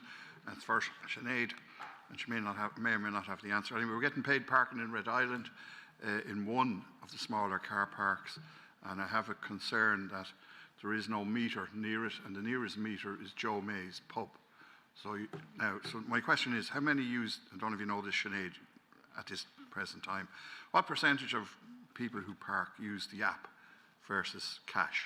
And kind of visitors, yeah, sure, they can use the phone, but maybe some of them are using cash. So if someone arrives at a destination from outside town, are they going, from a different council, are they going to seek to use cash? So we've no, what do you call it, machine for paying for your parking near the playground or near Red Island. The nearest one is Joe May's, as far as I can make out looking at it. Anyway, that's just my questions. The only question I have, a lot of questions there, so I'll go to the Chief Executive first and see how we go on this. Thank you. Thanks, Mayor and members, and thanks for all your contributions. I suppose just to deal with Councillor Hannafy first, that is a very upsetting email. I would also say it's not going to be possible for us to answer the queries in relation to it till we see and discuss the individual case. So I'd ask you to bring the details of the individual case to us and we'll explore it. It would be highly unusual for us to have a family in homeless accommodation for that length of time. And it is something that we monitor very closely, the length of time in homeless accommodation. We aim to find solutions for people's homelessness as quickly as possible and present options to those that are in homeless accommodation. That may not always be the provision of a social house. It may be housing assistance payment and other mechanisms for exiting homelessness. But there's, in terms of a family stating that they've been in homeless accommodation for 3 years. I really want to explore that, because I'd have every sympathy for the case that you've outlined. But just to say that is a key metric for us, and we aim to move everybody on as quickly as possible. And the team in our homeless services are dedicated to achieving that, as well as some of the support workers that work providing specialist services for families in need in particular. So I'd ask that you bring the precise details to us, first of all, and we'll certainly explore it. But it wouldn't be a usual circumstance, and we'll certainly aim to I suppose, identify the particular factors in that case. In terms of the homeless services we offer, I just want to congratulate the housing team for their direct, dedicated work with individual people and families experiencing homelessness. And it is a factor of our housing supply as well. And thanks to the members for approving the social housing scheme that we brought to you for approval earlier. On the issue of St Patrick's Day, thanks for your comments. Thanks to the events team for operating such successful events. I'm delighted to see areas such as Donabate with a huge volunteer effort having their first parade this year. It certainly seemed to be a really joyous occasion. And really good for an area that's experiencing population growth to have those community events. And I know our events team will do everything possible to assist new areas in delivering new events each year. I think they get bigger and better. So to the events manager and to John, just to thank them for their efforts. On St Patrick's Day and the team that travelled to New York, I suppose it's an event that many councillors avail of each year to go to international parades and to, I suppose, try to put their area on the map. We were very pleased that we had the opportunity to attend this year. We have provided information in the Chief Executive's report and happy to provide more if necessary. But in terms of meeting the IDA, Enterprise Ireland, Tourism Ireland, the perspective of meeting the staff on the ground in a major international city is to make sure they distinguish Fingal from Dublin, the Dublin region from the Eastern region, and to show the unique characteristics we have. It was really of great benefit to the county that we spoke to the IDA, for example, about the economic lands that we own, and a tremendous presentation was given by the team to the IDA, and they are absolutely receptive to our message and to understand that that level of service land is available for activation by international companies in Fingal. So I think the Mayor might... I'd like to say a few words on that, if you don't mind. Yeah, Just right now. Yeah. So, yeah, we had a very successful trip to New York, councillors there and officials. We had great meeting. We met Minister Peter Burke, Minister for Enterprise and Tourism. We met the list of organisations the Chief Executive just outlined there. Very important meeting with the IDA. We made a really strong presentation. You'd be surprised to hear about the possibilities of Balbriggan. The relevant IDA executive out there who deals with all the large foreign direct investment companies has agreed to visit Balbriggan. He's over and back at Dublin Airport, so he's going to make a trip to Balbriggan, Councillor Murphy, and I made sure to invite him. I had difficulty with Councillor Murphy. We had to sort of stop him being arrested on the St Patrick's Day parade while he was roaming around with the Explore Fingal sign, and he got a warning not to be using it, but he got a good run out of it. We got great international publicity. We were on TV, CNBC and whatever else, I can't remember, but we got it, and we got huge publicity out of that, and we were seen there. South Dublin County Council were marching with us for Dublin City. The integrated action plan for Dublin was left with the IDA, and that also, the other plan for the county, you know, for Dublin 15, Dublin 15 wasn't left out, our swords, it's all in our plans there, and they have a document now that they can give to people who they talk to out in New York. I was tripping over mayors out there. I was wondering why we weren't out there already. I met at least 14 mayors, at least. It's a great occasion to sell Fingal, and we need to do it more. I was at Bowling Green, which is a very famous location beside Wall Street, where I had the honour, along with my wonderful colleague, Councillor Kieran Dennison, of raising the Irish flag there. And that's a great honour to be asked to do that, and I'm very proud to have done it at very short notice. They didn't tell me. And there was a lot of influential people at that event, including a Supreme Court judge who I bumped into, standing around there, of Irish descent from Mayo. A lot of connections were made. We are really, really, and I know everyone knows the Irish are welcome out there, but I couldn't get over how welcome and how positive it was, and we need to milk that more by being out there more and having them over here more. And we had a representative from Seattle here at the last area meeting that we had here. So all in all, it's a very good event. We need to up the game for Dublin because all the other counties do better, frankly, and so we will do that, and there are plans to do that. We met the Dublin organisation. We were in Queens as well. We met another organisation there, and that was very interesting. So all in all, it was a great event, and we need to do it more. We need to sell Fingal. Fingal needs to stand up for Fingal. Otherwise, we're buried in the messaging. So it's a great thing to do, and we need to explore more like that and get more jobs into here and more tourism into here. So I thought it was a great event anyway, but I'm biased. Thank you. Back to the Chief Executive. Thanks, Mayor. There's some questions about individual schemes, and I'm going to ask the directors to come in on those shortly. On the PSLC, the Portmarnock Social Community and Leisure Club, just to explain to other members, that's a club that has operated a swimming pool for about 30 years in Portmarnock, as well as a community centre and some outdoor facilities in terms of sports pitches as well. It was a concern, I suppose, to us that when we heard that they've had difficulty with their swimming pool roof, to the extent that the swimming pool has had to close. And bearing in mind the level of conversation we've had in the Chamber about swimming pools, we wanted to offer our services in terms of support to, I suppose, come up with a plan to rectify the situation. As I understand it, while the swimming pool is closed, a lot of people are losing access to swimming lessons, and there is a cost to the centre as well because the swimming pool is closed. I met with representatives with some of the team on Friday to discuss the difficulties they're having. We recommended to them that they proceed to prepare a plan for the replacement of the roof, which is necessary. That will come at a considerable cost, and funding for doing of the works will have to be identified, but we will assist the group in identifying a plan and arranging a financial model to ensure that the works are done as quickly as possible. It wouldn't be an unusual circumstance.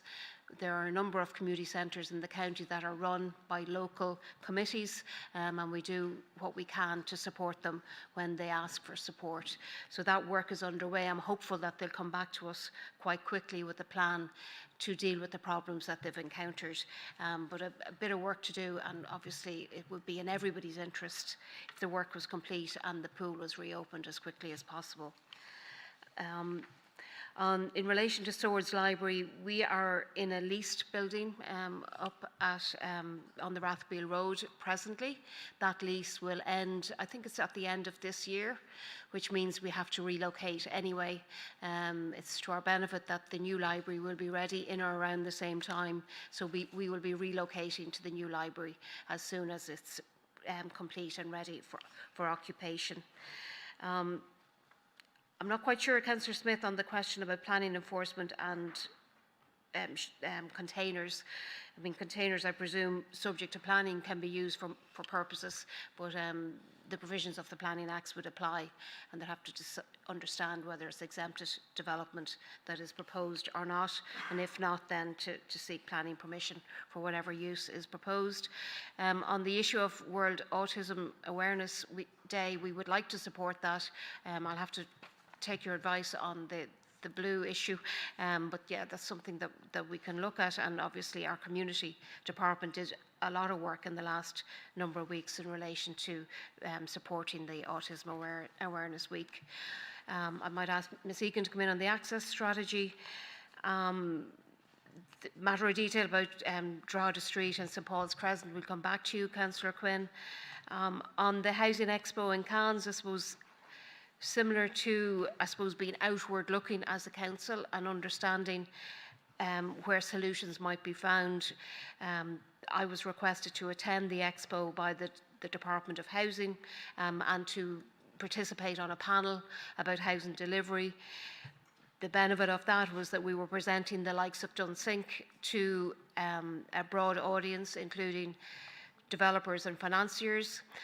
We are particularly interested in finding a sustainable model for cost rental housing provision.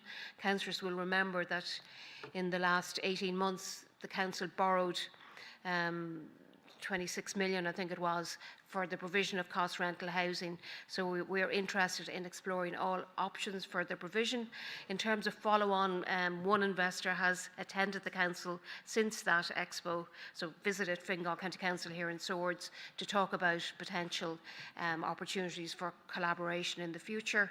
And again, it is purely in the cost rental space, and we would like to provide more of that type of accommodation in the county because there's such a big demand for it. Kellystown Cemetery, I believe that contract will end in May and we should be in a position to open it soon thereafter, but I'll come back to you with precise dates, Councillor Kitt. Barnhill Link Road, I might ask Matthew to come in. I certainly haven't heard any negative reports about it and a lot of interest in that new access. Again, some of the roads queries I might ask Matthew and David to come in. On the active travel and the slow pace and the emergency provisions, I suppose one thing we found with active travel is that the consultation does take quite a considerable period. And we, you know, there's those that support active travel and those that do not, but in terms of moving through that process, it certainly does take time, and we do need to bring the communities with us.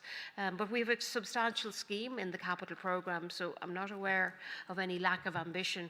There's great work done there by our teams, and we'll move to roll out as quickly as possible. On Tree Week, I think it's a figure of 60,000 trees we plant as a council every year, Councillor Newman. So we have a tree strategy officer who does tremendous work and in fact is chair of the Tree Council. So I think we're probably unique as a council in having that position, and also just in terms of our ongoing work in our regional parks and all our other open spaces, 60,000 trees. But then in addition to that, where we implement projects, we always compensate and overcompensate for any loss of trees. Councillor McCamley, I'll take your comment about Bertie Donnelly Away, if I have that name correct, and see what if that's been looked at before. Some further queries on the Royal Canal Greenway I'll ask Matthew to take. On the playgrounds in Dublin 15, certainly there's some work in Dublin 15 and in other areas on playgrounds. Our main work in Swords is with the Ward River Regional Park, which will look at play provision as well. We opened a recent playground, well, recently enough in the last year, up in Old Town in that new open space that was delivered as part of the development. So we keep all playgrounds under review, and we will bring details both in our capital programme and through upgrade works in our revenue budget as they arise. On the 12 social homes on Dublin Road, we'll be bringing to you the plan for that in due course. And on the AHBs, Councillor Quinlan, pay as you go, that's something I'll follow up. I wasn't aware of that. On the population of Swords, that's projected based on the level of zoned land we have in Swords. The land was zoned because of the plan for Metrolink. So when we talk about a population increase, it's because our county development plan provides for it. People will know Swords has always been a good location for starter homes and a desirable place to live. So it's based on all of those factors rather than any analysis of migration or otherwise. And again, on the parking app, Sinead may come in on that. So I hope the team have caught what they need to answer, and might ask Dave to come in first. Yeah, just a couple of things. I know the Chief Exec has mentioned about the cycle schemes, but the COVID measures that came down from the NTA circular at the time for us to roll those schemes out. The active travel plan between Matthew and myself and the Safe Route Schools, there's 47 projects across the county. So that's the challenge we have with an allocation of 22 million. and everybody wants the active travel schemes brought in, but they are challenging, as the Chief Exec said, and we have to go through the non-statutory consultation process. Just to know, Dwyer's active travel scheme, the infrastructure is installed. The contractor hopefully will have the lights on in the next 2 to 3 weeks. So once we have that, we'll come back to you and let you know straight away. And just one thing for the Mayor, I know we talked about the pay and display the scheme for Red Island. That will be done as part of the scheme for the Red Island scheme. So when we move to do the works there, we'll install a pay and display scheme, but obviously in conjunction with talks with our operations department. Thanks, Dave. Just in relation to the Broad Meadow Greenway, we've had a lot of engagement with Iarnród Éireann in the last few months. They will be procuring the contractor to carry out those works. So we're happy to provide an update, a detailed update to the councillors. We might do that through one of our regular briefing sessions. We're hoping to meet the Swords councillors next Thursday evening to give an overview of all the projects that are ongoing in infrastructure and transport. So look, I'll try and get that invite out in the next couple of days. Portrand Roads, letters have issued. We're in a standstill period at the minute. So that contract should be awarded in the coming days.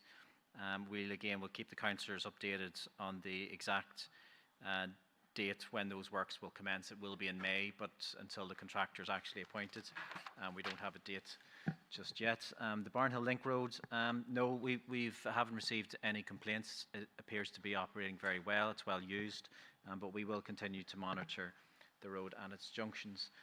Hartstown Park, we'll be moving to procure a contractor in the coming weeks. Swords Distributor Roads, certainly not aware of any delays. We have our consultant Aegis working on phase 2 of that project, 2 options. That appears to be going to schedule. The Royal Canal, we're currently reviewing the individual chapters of the environmental impact report. So there's been a slight delay around just access to some of the specialist consultants required. Unfortunately, it's causing a slight delay. But again, look, we're doing everything we can. The timeline for submitting the application has probably moved to September. And we haven't received a letter of consent. But again, we had very positive engagements with Waterways Ireland at the end of last year. So we don't believe there'll be any issue around that letter of consent from them. And finally, just then on Granard Bridge, again, a lot of work is going on in the background, and we're working to planning application being submitted early 2027. In relation to two vacant homes, we can take the details of those 2 specific units and follow that up. We had a detailed presentation on voids at the Housing SPC recently and went through the range of different factors and different parties that are involved in renovating and reletting a house, both within our own control and factors outside of our control as well. So it's a slightly more complex process than you might imagine, but happy to take the 2 details away. And what we'll probably find is there's a specific reason why they haven't been allocated as of yet. We had a record number of allocations last year, almost 1,000 allocations, which is the most ever, based on a record deliveries of social housing units coming into stock over the last few years. And one of the downsides of that is that our figures for voids can be is counted on the 31st in NOAC, which is the National Oversight and Audit Committee, counts them on the 31st of December, which is unfortunate for us because we would get our highest level of delivery coming in to stock in Q4 and in particular in November and December. And that is very difficult for us in terms of allocating large quantities of, especially apartment blocks, very difficult for us to allocate them so quickly in the week or 2 weeks before Christmas. So, so that figure can be a little bit, I think, unfair to Fingal County Council based on the large number of social homes coming into stock. else? Who's?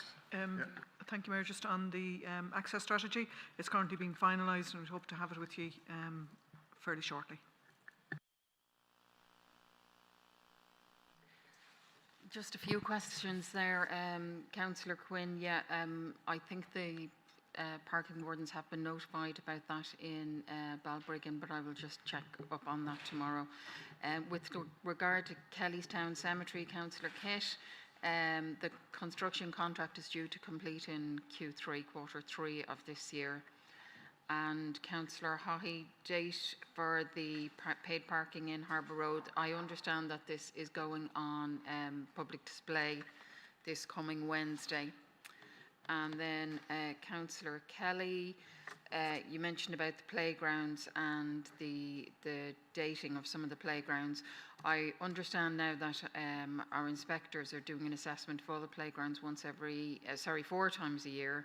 They're using a new app which is proving to be quite successful, and a number of neighbouring local authorities are looking to replicate that at the moment. So we've quite a database of information with regard to the status of the playgrounds.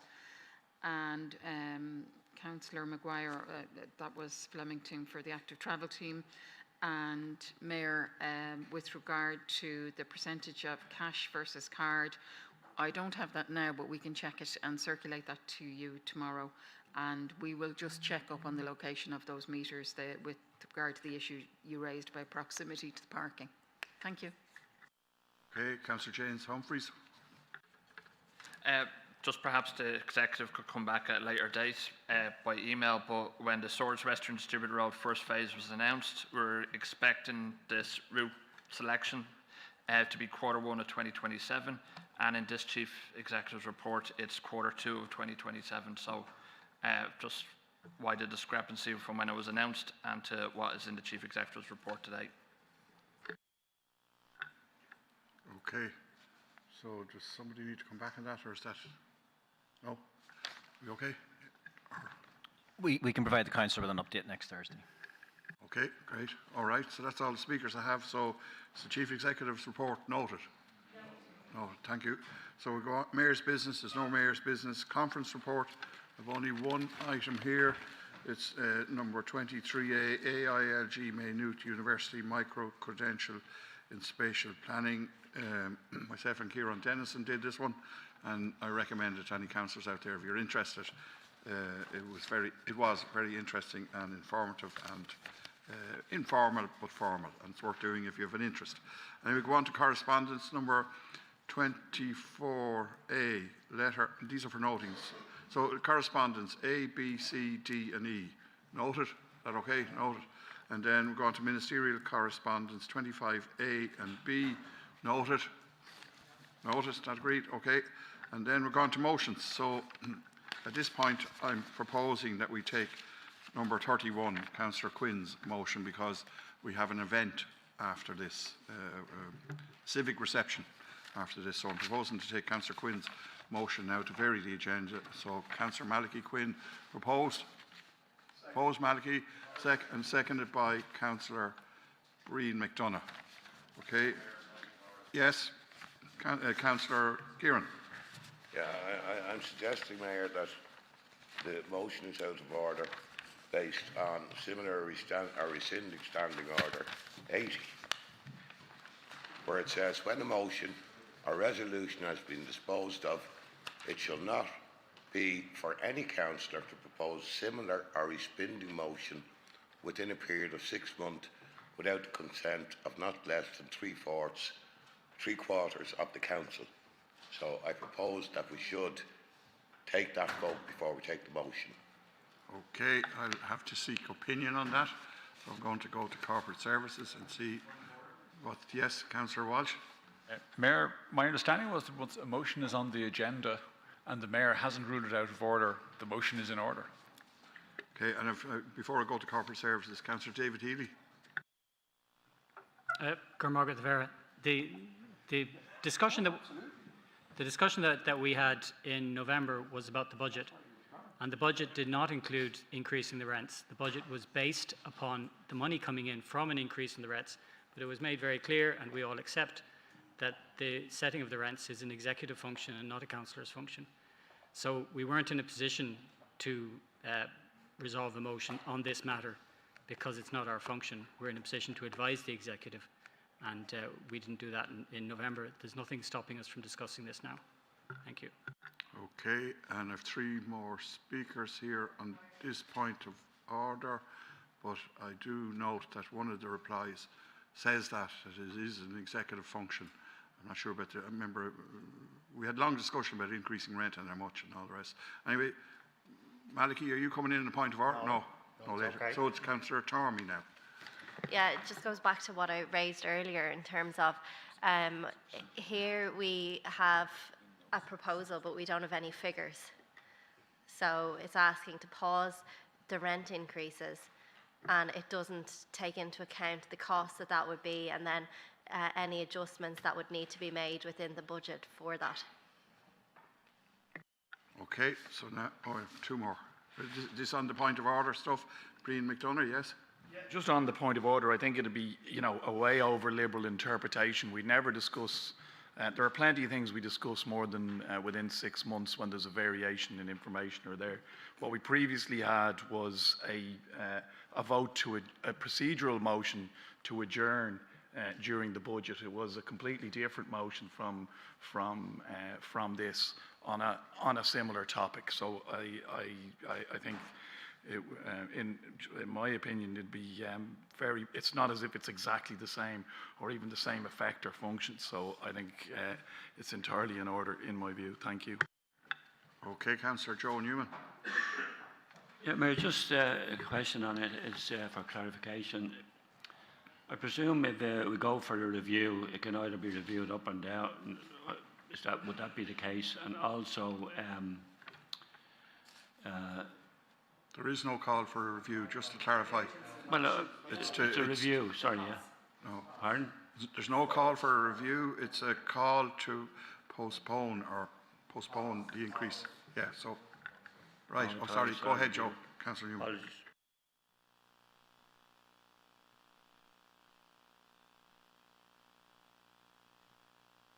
There's no word of review. That was a previous emergency motion. It's not before us. What's before us is up on screen. So go back to Joe. Joe, do you want to continue what you're saying there or whatever? Joe Newman, you okay? No, I think I got clarification there, but it is an executive function to come forward with suggestion of rent increases or decreases. And I was one that supported the rent increase at that time, and I still support it. Thanks. If there's other issues like, costs, accruing through energy costs and food things, there's different mechanisms for dealing with that. Thanks. Okay, Councillor Tony Murphy. Just a point of clarification, Mayor. Given the debate we're having with regard to whether or not it's in order or out of order, I just want to understand if we're going to spend the next 10, 15, 20 minutes debating a motion, I'd like to ask the executive, do we have any impact? Is it going to change anything? And is it worthwhile taking the motion in that context? Thank you. Okay, so if the motion is approved or not approved, what's the effect? And then we have to go to we have to get an opinion over here, but anyway, Paul Mulville. Well, thanks, Chair. Just briefly, I think I mentioned at the last meeting that from the minutes of previous council meetings, there have been motions from councillors around the rent scheme, and even though it was an executive function, the council executive had taken into account motions from councillors when the previous scheme was made a number of years ago. Thanks. Right, okay. So, right, I'm going over to corporate services now. The original query was put by Councillor Gearan, so can you advise me and advise the room what's the position on that? And sure, we'll see what we'll do. Thank you. Okay, thank you, Mayor. I suppose the first thing is that the motion is on the agenda, so therefore it's considered to be in order.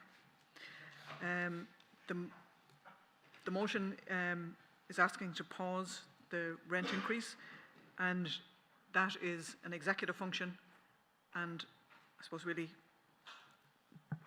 I don't know which councillor asked what impact the passing of the motion would be, but it's an executive function, so therefore it's an executive function. It won't have any impact. Right. So look at yes. A point of order around the I don't understand how it's in order when it's seeking to alter the budget and it doesn't discuss in specifics, like numbers around that. Thank you. Okay, right, okay.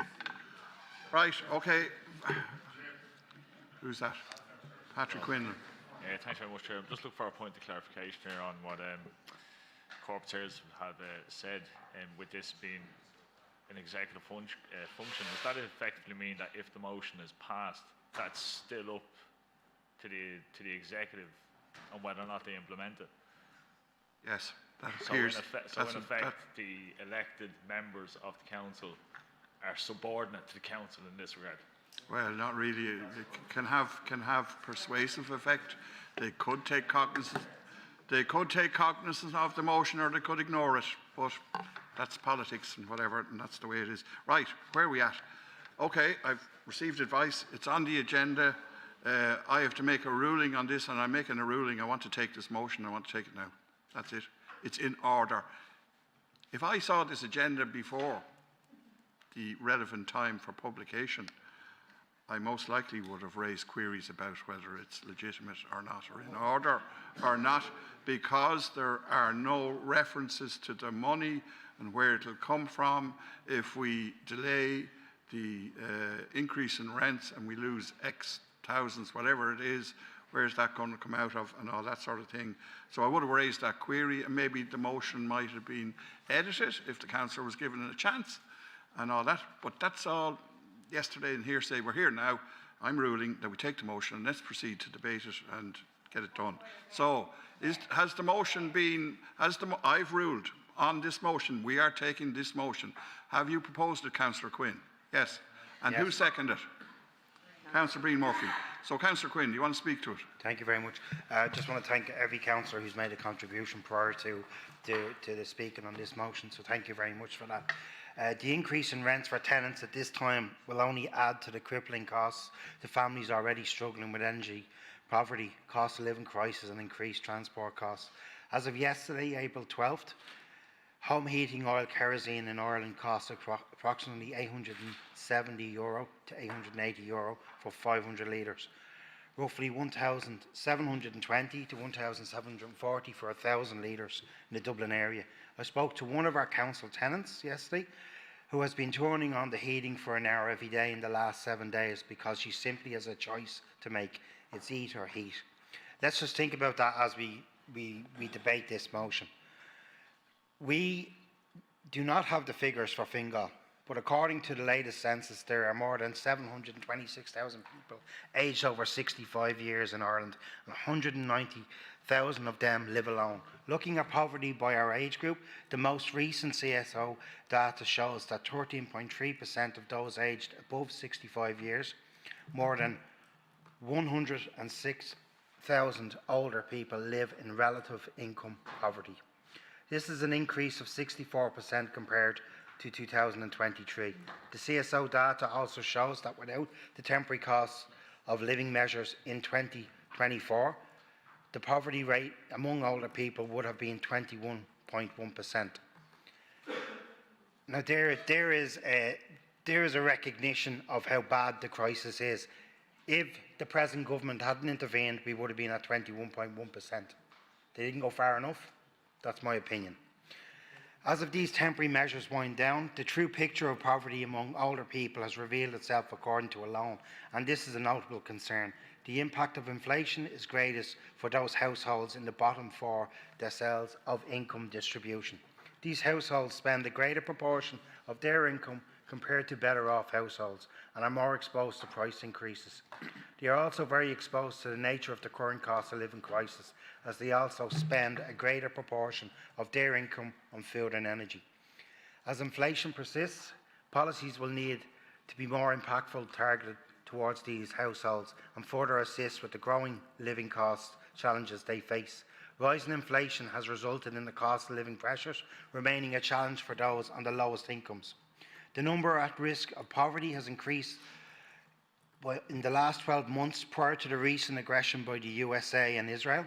The deprivation rate has risen, reflecting the damaging impact of cost of living pressures, as well as the vulnerability of our taxation model, which relies heavily on a few companies. Poverty Focus 2025's key findings are a keen reminder of how the cost of living is affecting people. More than 1 in 10 people live in income poverty in this state, actually 12.6% of the population. Without cost of living supports, we're at risk of poverty. I could go on and on. We have an opportunity in this council to be able to make a positive step towards our council tenants by giving them a pause in their council increases. We've seen yesterday's proposals by the government. My opinion, they don't go far enough, but we here in the council can make an impact on that, and we can accommodate and help our council tenants who badly need our help. Thank you very much. Councillor David Healy. Cormac Vera, and I very much welcome the motion and the chance to have this discussion. But what I would like to propose to the Chief Executive is an alternative approach, and that is that we would look at our differential rent scheme and that we would adjust it based on the building energy ratings of the properties that we are renting out. Because we're now in a situation, having retrofitted some of our houses, whereas some of our tenants have no difficulty keeping their houses warm because we have provided them with well-insulated buildings, and it's not a challenge to heat them. And we have other tenants who are in older properties who are, as Councillor Quinn says, finding it impossible to heat the houses that they live in or the apartments that they live in. And that says to me that we should be differentiating our rents on the basis of the buildings. Unfortunately, there is a building energy rating scheme run by SAI which is rating our properties, and I don't know if we've put all of them through it or not, but we should be putting them through it. And as we put them through it, I think with the current increase in heating costs, which is such a challenge for people, I think we should be incorporating that into the differential rent scheme. Cormac. Councillor Angela Donnelly.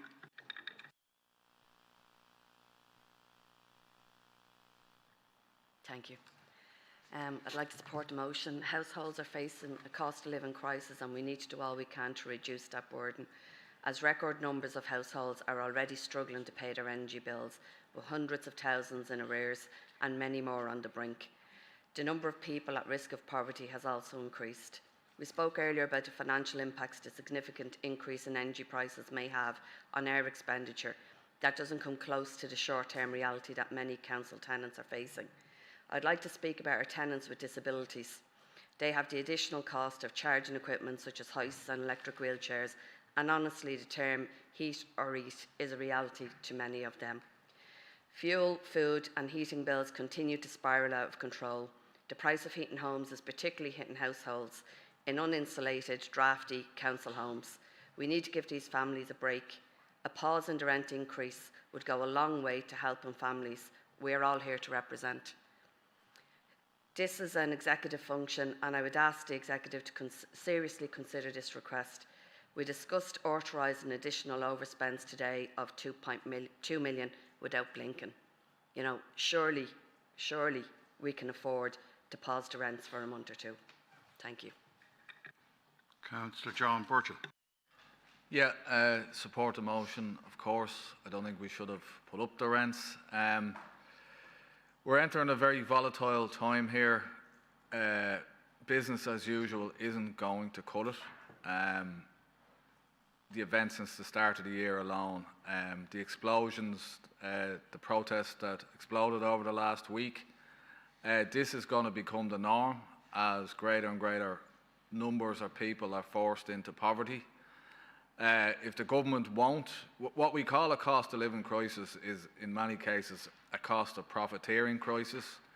Our government lets the market run riot on people, even amplifying it in some cases. And if you're not going to control commercial entities and allow them to profit gouge people, you're going to get a cost of living crisis.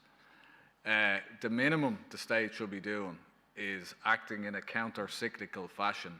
This is accepted economic policy. So if there's a cost of living crisis, the state should not be adding to it.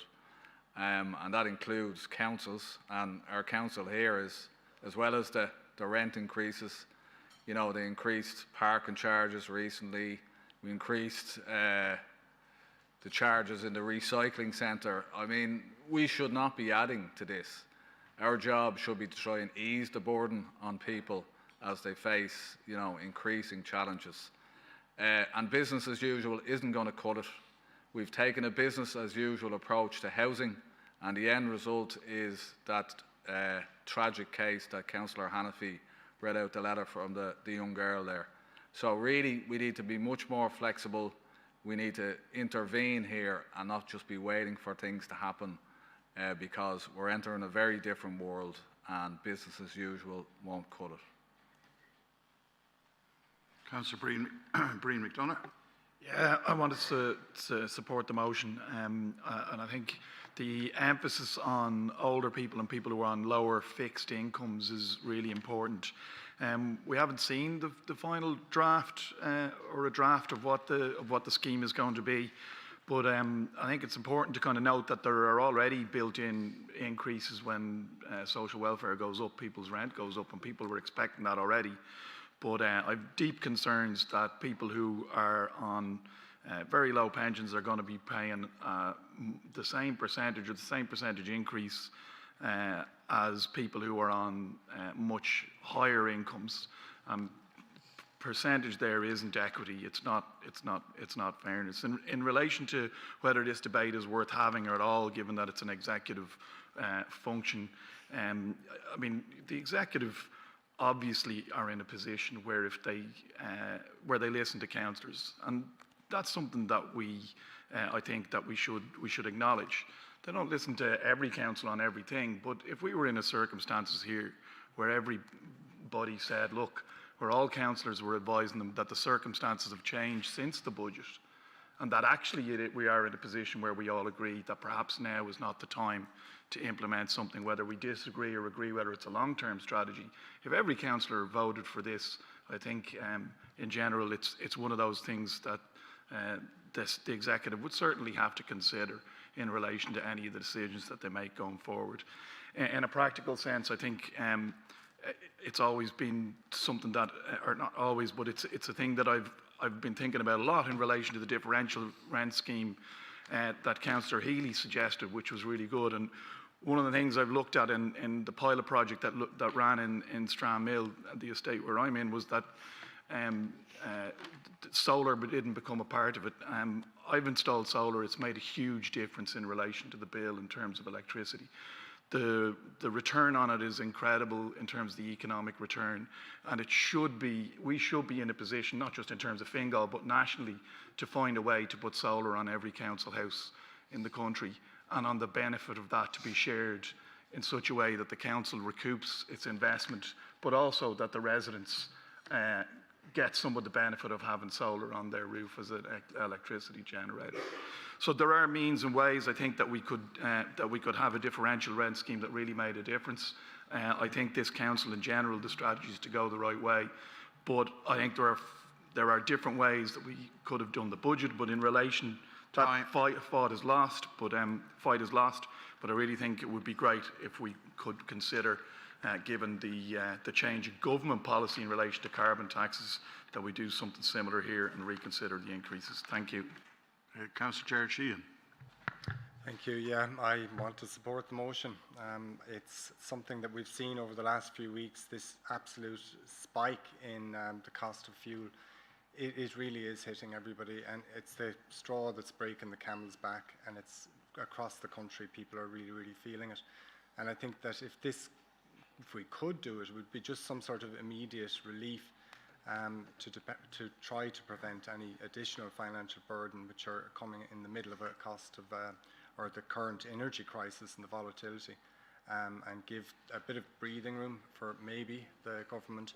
I know that they have introduced some measures, but those measures, in my view, are mitigating what's happening, and they're not cures. But it would give some breathing space, and I'd hope that we could look at some sort of pause. Okay, Councillor Patrick Quinlan. Thank you very much, Chair. I'm reluctantly happy to support the motion. The reason why I'm reluctant is because it's just a short-term measure, and if I'm reading the motion correctly, it's in a direct lockstep with the government at the moment and the relief that they're offering to people, which is only temporary. I would like to see like permanent reductions, but the only way that's actually going to happen is on a national level, completely outside of Fingal's remit. But absolutely everything that relies on oil, like rubber, everything that relies on oil to be produced is going to see the cost of it being increased. And people heating their homes, especially here in Fingal, because I want to just stay local with it. I could go off and go on a national level if I want to talk about Ballyroe oil field, 200 million barrels of oil that the government's just sitting there looking at. Leo Varadkar 2019 decided to make offshore oil exploration illegal. But definitely, if we can offer any relief, even if it is only temporary, it should be offered to council tenants.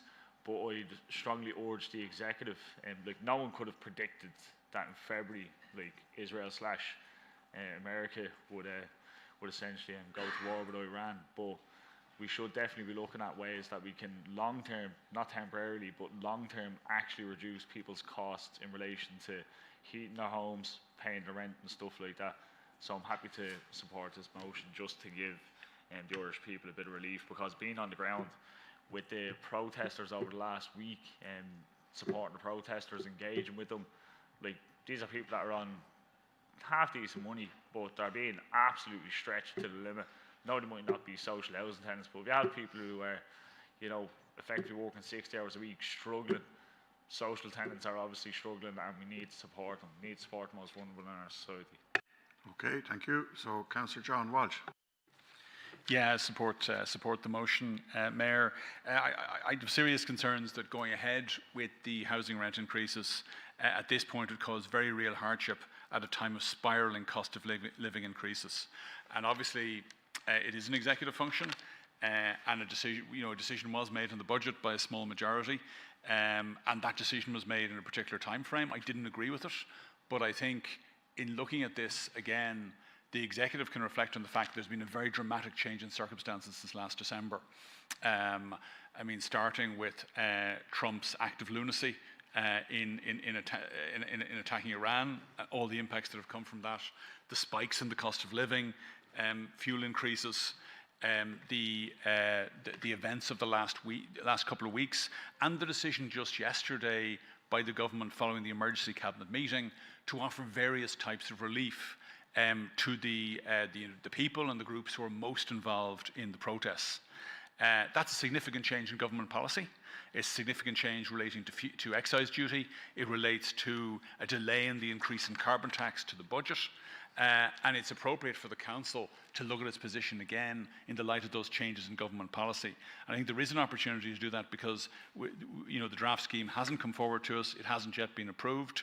And like, while I have absolutely no difficulty, and I think there was obviously huge demand for the relief that was given on fuel, it's not just a problem of fuel prices.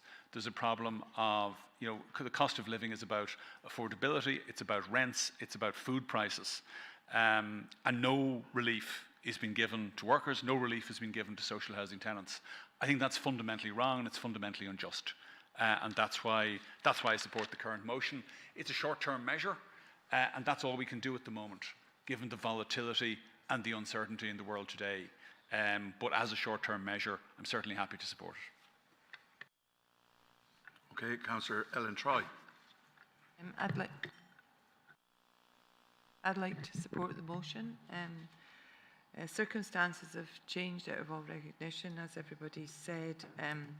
But even before any war in Iran, there was 320,000 households in arrears with their utility bills. That's shocking. That's actually almost, if there's 3 to a home, that's almost 1 million people living in misery. Imagine going shopping for your family and you haven't paid your utility bills. It must be misery. And so those people, those particular people and the disabled as well, those who heat in a home is an essential. They can't move around to keep themselves warm. They're just going to face hell. So I think we need to do this. Thank you. Councillor Jimmy Gearan. Yeah, I won't be supporting the motion, and I fully respect the people here who say they will. I honestly believe that we all know as well it's a executive function. But when we voted in the budget and we discussed the rents, we were able to point out that somebody living on one side of the road who was in Fingal was paying substantially less than somebody living on this other side of the road, which was based in Dublin City. So our tenants are already being well looked after and being served well. We are not responsible for what happened in Iran, and we're not responsible for what could have been a terrible situation with the blockades last week. But what we are responsible for is to provide the retrofitting and the work and the improvements and the budget and delivering on the budget that we voted on. And for that reason, I think it's important that we go ahead. We have written, I presume, at this stage, or we would have been at fault, to our tenants to tell them of the changes. We have notified people of what their new rents will be. And now we have to, unfortunately, go and collect these. I understand it's very difficult, not only for tenants in Fingal houses, it's very difficult for people who are not in a council home. It's very difficult for people that we all represent who are paying a mortgage. It's very difficult for people who have children going to school. They all have a difficulty. But we have a responsibility as a local authority to provide well for our tenants in homes. And that means retrofitting, it means fixing boilers, it means doing windows. And we have to fund that. And the way we fund it is by implementing a budget which we passed by a small majority, but that's what's called democracy. We are looking at a motion and we're saying, let's take X million out. We haven't identified where, because what we are saying is, let's not take the rent that increases that were due for a number of months. At what expense? Do we say that people who are struggling and who want to go and avail of our libraries, that we should cut back on libraries? Do we suggest we cut back on services? We can't do that. I understand why people are doing it. It's politically good. It'll be a nice statement. It'll be a nice Facebook post. But more than that, we need to be responsible. Thank you. It has to be It's a point of probably order. very strange that I'm jumping in as a point of order here, but I believe the spirit of the motion is to actually give relief and not just get internet traffic or followers. I think it's actually to provide relief to council tenants as opposed to just drive internet traffic. All right, okay. I'd like that statement withdrawn. Well, I doubt if that's going to happen. But anyway, and that sort of statement has been made many times in this chamber. Back to Councillor Gearan.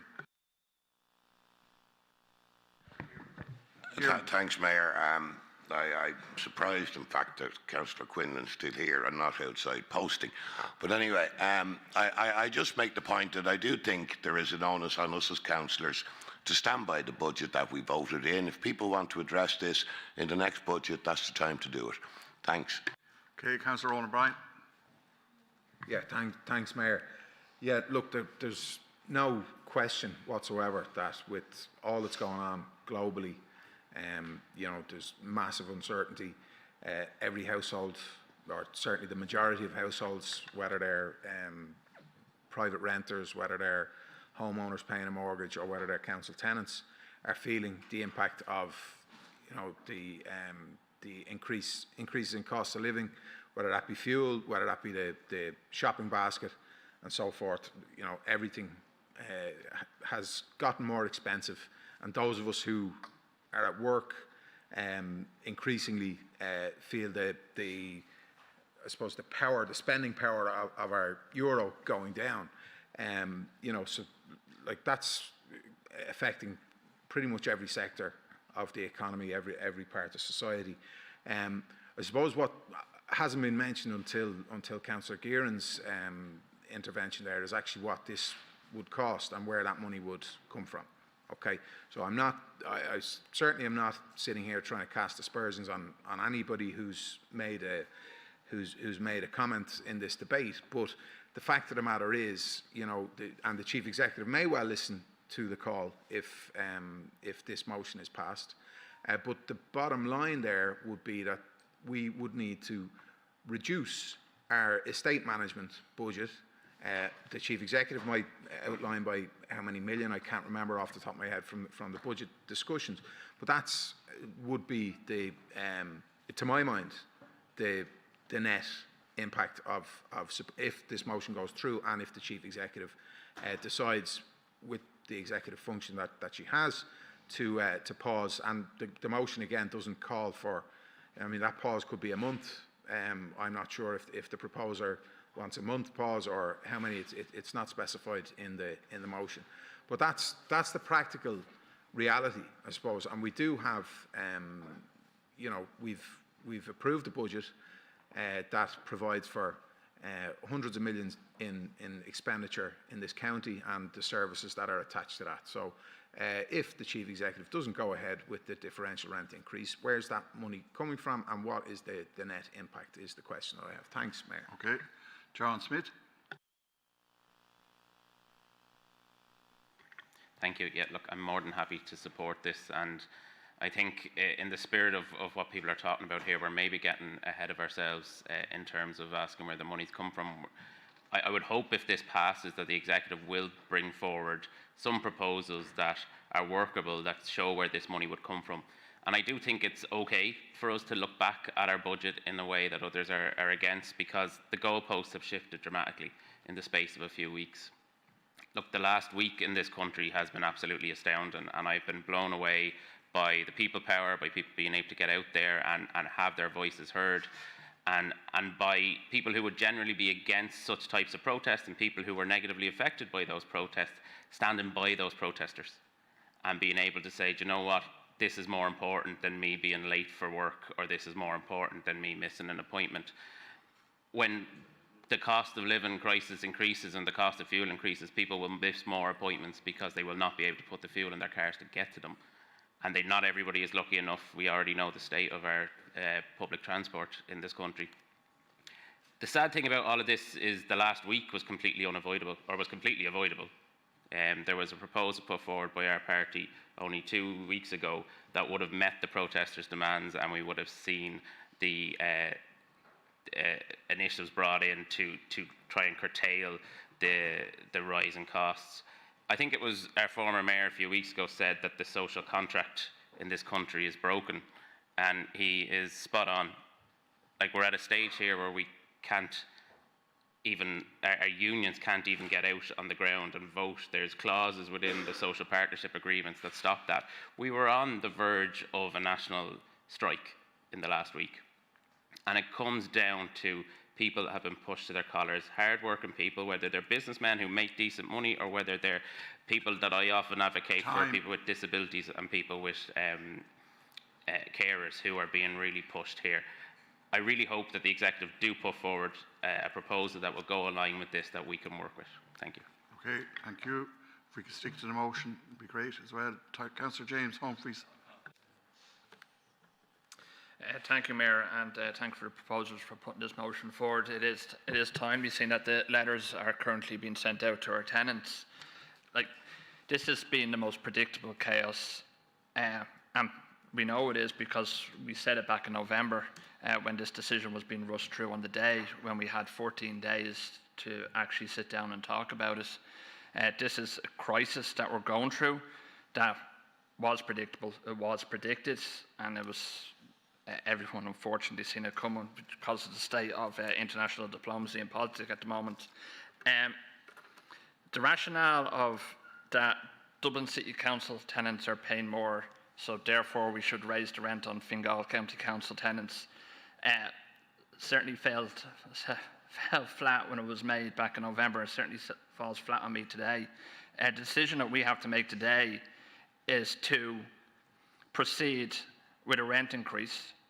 And let's be honest, it's a double rent increase because the rent is done on a proportion of the income. So the social welfare income has gone up, therefore the rent has gone up, and therefore we're looking at another 25% extra on top of that that the Executive is imposing on our tenants. This day and age, what's particularly happening at the moment is unjust, unfair and unequitable. The challenge was put towards us of where the money is coming from.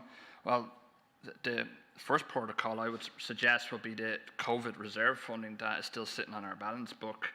I certainly think that should be looked at first, but there is funding there with a bit of effort and a bit of imagination that could be moved around, that we could still maintain the services that we agreed upon in the budget, yet still give this small, short respite to our tenants, which is badly needed at this moment in time. Thank you, Mayor. Okay, so Malachy, you've been in already and I'll be coming back to you. So I'm going to Darren Jack Kelly, unless, right, Grant, Darren Jack Kelly? Yeah. Thank you, Mayor, and I do welcome this motion. You can see the first part of that motion, I'll just quote up there, in the light of the recent acceleration in the cost of living costs. It's the main thing we need to note down here, I think. But just some information I received recently. There are a total of 13,404 adults with income in Fingal County Council housing, with 6,807 in receipt of employment income and 6,597 in receipt of social welfare income only. So with this motion, I suppose I would look at the bands here. So €1 to €250 earning a week is 3,886.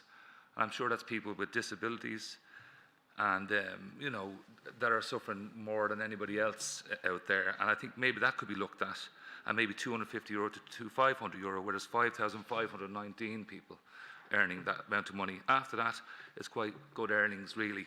So I would really call on the council maybe to consider looking at especially people with disabilities, senior citizens, which is probably the band of €1 to €250, which is 3,886 people. I think that's fair enough. Thank you. Okay, Councillor J.K. Onamwera. Thank you, Mayor. I feel very strongly about the motion. I'm sympathetic about the objective of the motion. However, I think my comment is not going to be about the motion itself, but the conundrum that we might end up setting in respect of the executive function that guides this kind of motion. And my thinking would have been, as much as I believe everybody in this room is supportive of the idea of supporting less privileged and people who are struggling at this moment.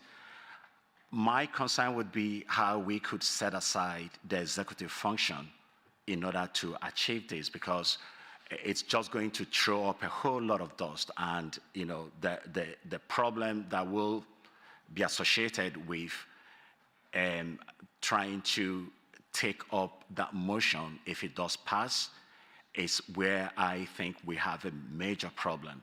The key thing here is to be looking at the executive function, which has been set properly for various reasons. However, if this motion passes, will that be able to set aside the executive function, which I don't see happening. So it's on those grounds that I really want us to take another look at the motion and whether or not we are actually going down the right route, or perhaps would it have been a matter of setting aside just an element of this in order to be able to accomplish that objective. Thank you. Okay, Councillor Joan Hopkins. Yeah, thanks. I want to support the motion. We hear a lot of people talking about, people having to make the decision about whether they will heat their homes or whether they'll eat. And I luckily have never been in that position, and I'm pretty sure most people in this room haven't been in that position. It must be absolutely horrendous, and it's not some abstract thing, it's something that's actually happening to people in this country. So I suppose when we're looking at budgets, we need to look at our values, and we've got a lot of money. I know we spend a lot of money, but there should be, this is an executive function, there should be some way we can re-look at the budget, thinking about if it were you, if it was someone you knew who was sitting in their home, freezing, if they were going to the supermarket terrified, that this money would actually mean something to them.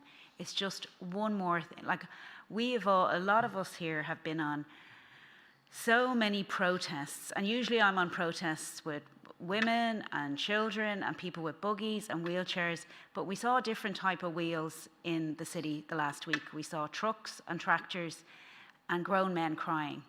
There are people hurting in this country, and I think if there is any way we can relook at the budget, see can we do something to pare back somewhere and still provide the excellent facilities that we do in this council. We absolutely are a wonderful council. So I just think we can find the money somewhere, even if it is, as others have said, to look at people on the lower income bands, people with disabilities, pensioners, people who we think, and people with the homes that are not retrofitted, that we could do something to relieve them. Thanks.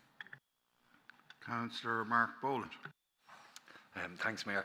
I just wanted to speak in support of this motion. We're still in the middle of an energy crisis, a cost of living crisis, and families are being hit from every angle. That's heating, electricity, food, transport, and the day-to-day costs of just getting through the week. I said it clearly in my speech on the 2026 budget earlier in the year that when people are under pressure, this council has to be careful that the decisions they make don't deepen the hardship of those that can least afford it. The rent increases, they may look small on paper, but for many households, they're the difference between keeping the lights on and putting food on the table. And many families are falling further behind. I'm aware that this is an executive function, and pausing this rent increase doesn't mean that we ignore the council's finances. But it may give the executive time to relook at this issue because of recent events. It means we could possibly act fairly for our tenants. A pause may give us time to assess the current energy crisis and the impact this is having on our tenants, and ensure that whatever approach is taken by the executive is balanced and proportionate. Gurmila Margaret. Thank you. Councillor Kieran Dennison. Thank you, Mayor. I heard various comparisons with the Dublin City Council, but my favourite comparison is with Northern Ireland, where social rents there are 17 to 18% of people's incomes. And on April the 6th, the regime in Stormont increased rents by 4.8%. So I wonder if we could send that motion up to the Assembly and see what sort of reaction it gets. Okay, Councillor Breda Hannafy. Thank you.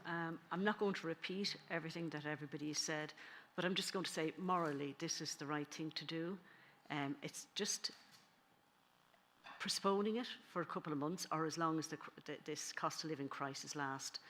We can think we have to look after our elderly, we have to look after the disabled, but especially parents who have children with needs, children with disabilities. They are facing a really chronic hard time. So morally, we have to look after everybody. Thank you. Okay, and before I go back to Malachy Quinn, I want to say a few words. I was recently queuing in my local shop, supermarket, and there was a lady queuing at the counter, and she's most likely a pensioner, and she was topping up her gas for €10. So she was struggling with trying to heat her home, buying only €10. And I felt great sympathy for her and the struggle that's going on out there with households. However, this will cost a certain amount of money. We'll hear from the executive soon. I was trying to crunch the numbers myself on the last discussion we had in November, and I'm not sure what the number is, but it might be 500,000 a month-ish, maybe. We'll find out from the executive or from Oliver soon.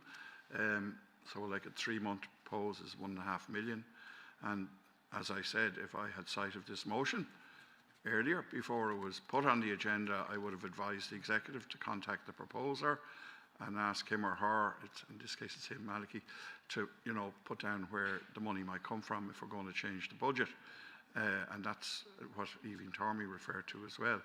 And so while we have, and I have great sympathy for the motion, definitely have, the government have the fuel allowance scheme extended by 4 weeks. In my opinion, they should extend it by 3 months. I don't know what impact that will have, but it help lower income families with the fuel issue. So I don't really have much more to say on it. I have great sympathy for the motion and the idea, but there's no getting away from it that councillors in this room, all of us, have a responsibility to deal with our budgets, our budget that we voted on. And if we're moving A to B or B to C, where is it going to be done? So I'm going to go back to the executive now for their opinion or their reports on it, and I'll hand over now to, I don't know who's taking it up first, so it's Paul Carroll in Housing. Thanks very much. Just to clarify exactly where we're coming from in terms of where the functions and powers of the council lie in this. The Housing Act 1966, Section 58, sets out the right of local authorities to collect rent from their dwellings, and that's designated as an executive function. So calling or implementing anything outside of that would be ultra vires as per this motion. The amount of money that was proposed as part of the budget arising from rental collection obviously fed into the wider budget discussion, and we might ask Mr. Hunt to comment on that in a moment. But I suppose we would be very conscious of what people are experiencing going through in our council houses and apartments. We'd also be aware of the different measures that the central government has brought in terms of extending the fuel allowance a couple of weeks ago, and then more recently the package that was announced following the recent protests. We do have a very active housing team who are very tuned in to the needs and the situations of our tenants, and will deal very humanely and compassionately with any hardship cases, and there is a hardship clause within our differential rent scheme. It's also interesting to note that our arrears have fallen month on month, year on year over the last couple of years as well. So that's something that we've been working on, but it's a very good story, and I think it shows a good level of uptake in terms of the rental payments coming in. And then I suppose, as part of the budget discussion, not to rehash it, I suppose I thought myself in this. The motion was very carefully worded, I thought, in terms of supporting the pausing of council rent increases as opposed to actually pausing them. But there would be a financial implication on that.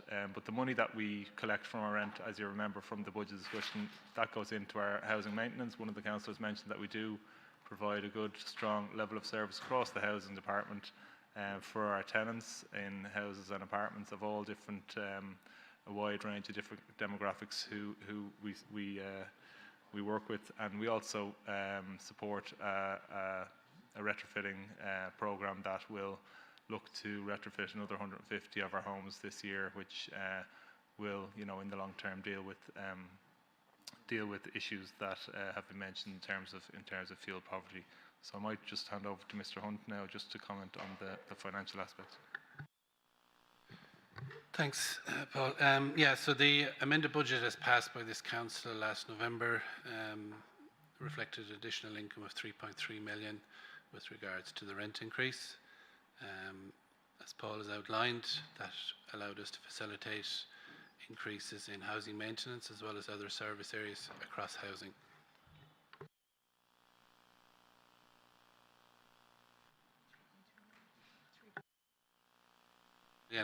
Which would equate to just over 400,000 a month. And sorry, that's for how many months? 3.3 million for? May. To the end of the year? Yeah. Right. So someone worked out. That's 7 months. Right. Okay. All right. Okay. All right. So we have the reply from the executive. I'm going to go back to the proposer, Councillor Quinn, and they're looking at it now. I have an amendment to the motion in from Councillor Murphy, but the executive are looking at it here, and we'll come back to that in a minute. I'm going to go back to Councillor Quinn. Thank you. Thank you to everybody who made a contribution in this motion. This motion is not challenging the executive function of management. This is asking and looking for support from management in the pausing of council rent increases. We're in exceptional times. We're living in exceptional times where we've just seen practically the breakdown of civil society almost in the last week because people are hard pressed. They're hard pressed, they're pinned to their collar, whether they owned a haulage business or they are a widow or a widower living in a council property. They are all being affected in some shape or form. Whether it's a businessman that can no longer employ 25 people and has to lay people off because it's just not viable to be able to run his business, or it's that lady that the mayor had seen in Skerries that has put €10 on her fuel bill. Everybody is affected. And I just think it's important that we send, that us here as councillors with our limited powers that we have, that we invite an opportunity for the executive to intervene and to do what I would feel, and I think a lot of councillors in this room would feel, would be a positive step on a short-term basis to help people that are hard-pressed, whether they live in Castleknock or Balbriggan, anywhere across this county. And that's what I'm asking for the councillors to support. Thank you. Okay, I'm going to ask for permission, the mission meeting to extend the meeting to finish this item for maybe 10 or 15 minutes, because we have a reception afterwards, or in here, in this chamber. So 10 or 15 minutes, I hope. And I have to go back now to the executive on... All right, Paul wants to say something there. And go back to the executive on Tony Murphy's amendment.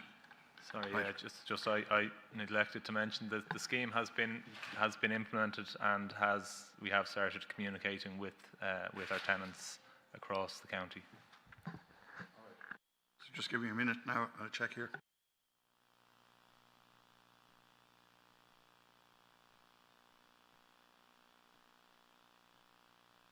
Sorry, we have an amendment. Can I have it up on screen? I'm being told it's in order. So, Councillor Murphy, I presume you're proposing it. And Councillor Kelly. Councillor Kelly is seconding it. Right. Is it on the screen? Right, sure, the current one. Right, so, sure, read it out. Insert the words after increase to support OAPs and people on disability payments that are in lowest income stream. In light of the recent acceleration of the cost of living crisis, I am calling on this council to support the pausing of council rent increases, to support OAPs and people on disability payments that are in the lowest income stream, and that will take effect this month in conjunction with the measures announced by the government in relation to fuel costs, transport costs and other costs, and I'm going to let Councillor Murphy talk to that. Councillor Murphy. Thanks, Mayor, and having listened attentively to all of the contributions, it struck me that most of the contributions that were trying to seek support for people, including your own story, Mayor, I think there are people out there that are suffering, but I think that in the context of the amount of support that's given and looking at the numbers, there are people who are receiving 750 to 1,000 a week, and they will also... Sorry, Councillor, I just have to stop you for a minute. I forgot to do something important. The room has to agree to take the amendment. Is the room agreeing to take the amendment? And what will happen is we'll deal with the amendment, and then we'll deal with the original motion. Depends. So what did the room want to do? Do you agree to the amendment? No. So we're going to have... Yes. Are we going to have a vote? Well, then we'll put it to a vote, Mayor. Yeah, right. Okay, so we have to have a vote on this because there's an agreement on it. So let's have the vote, please, on the amendment. Yeah, who's that? Just to clarify, are we agreeing that we are going to discuss this, or are we agreeing that this is the motion to replace? We're agreeing to take it and discuss it, yes. Okay. And then that'll be taken first, and then the original motion will be taken afterwards. And if that one goes through, then the original motion falls, Malahide. Just, yeah. No, you can have an amendment. Yeah, and in the order of... Okay, we're voting on whether to take this amendment. Yes. Go ahead.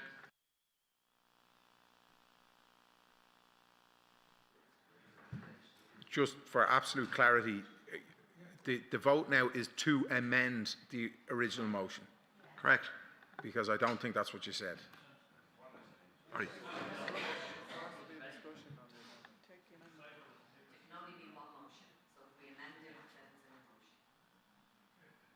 Well, this is an amendment to the original motion. Yeah. Yes. My understanding was, is that correct? My understanding was if the original would fall only if we vote this through. And we haven't agreed to this yet. We'll vote to take it, not vote it through. Yeah, but whatever. Yeah. Yes, John Walsh.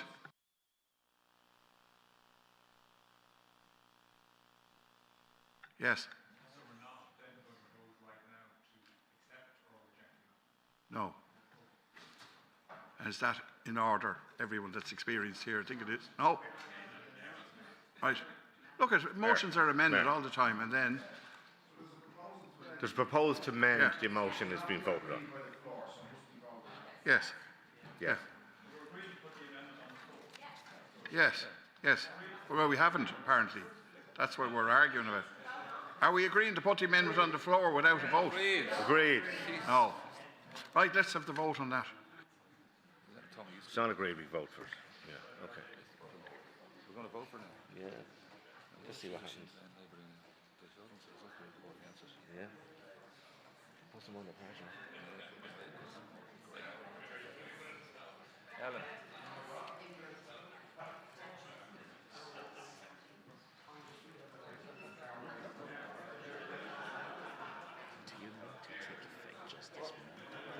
No, no, no. It's from this month. I just stripped out their motion and put those words in. So if we take this motion.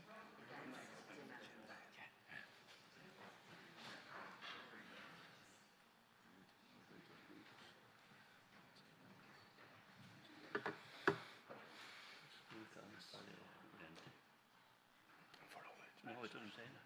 It does. No, it does. Doesn't say. It does.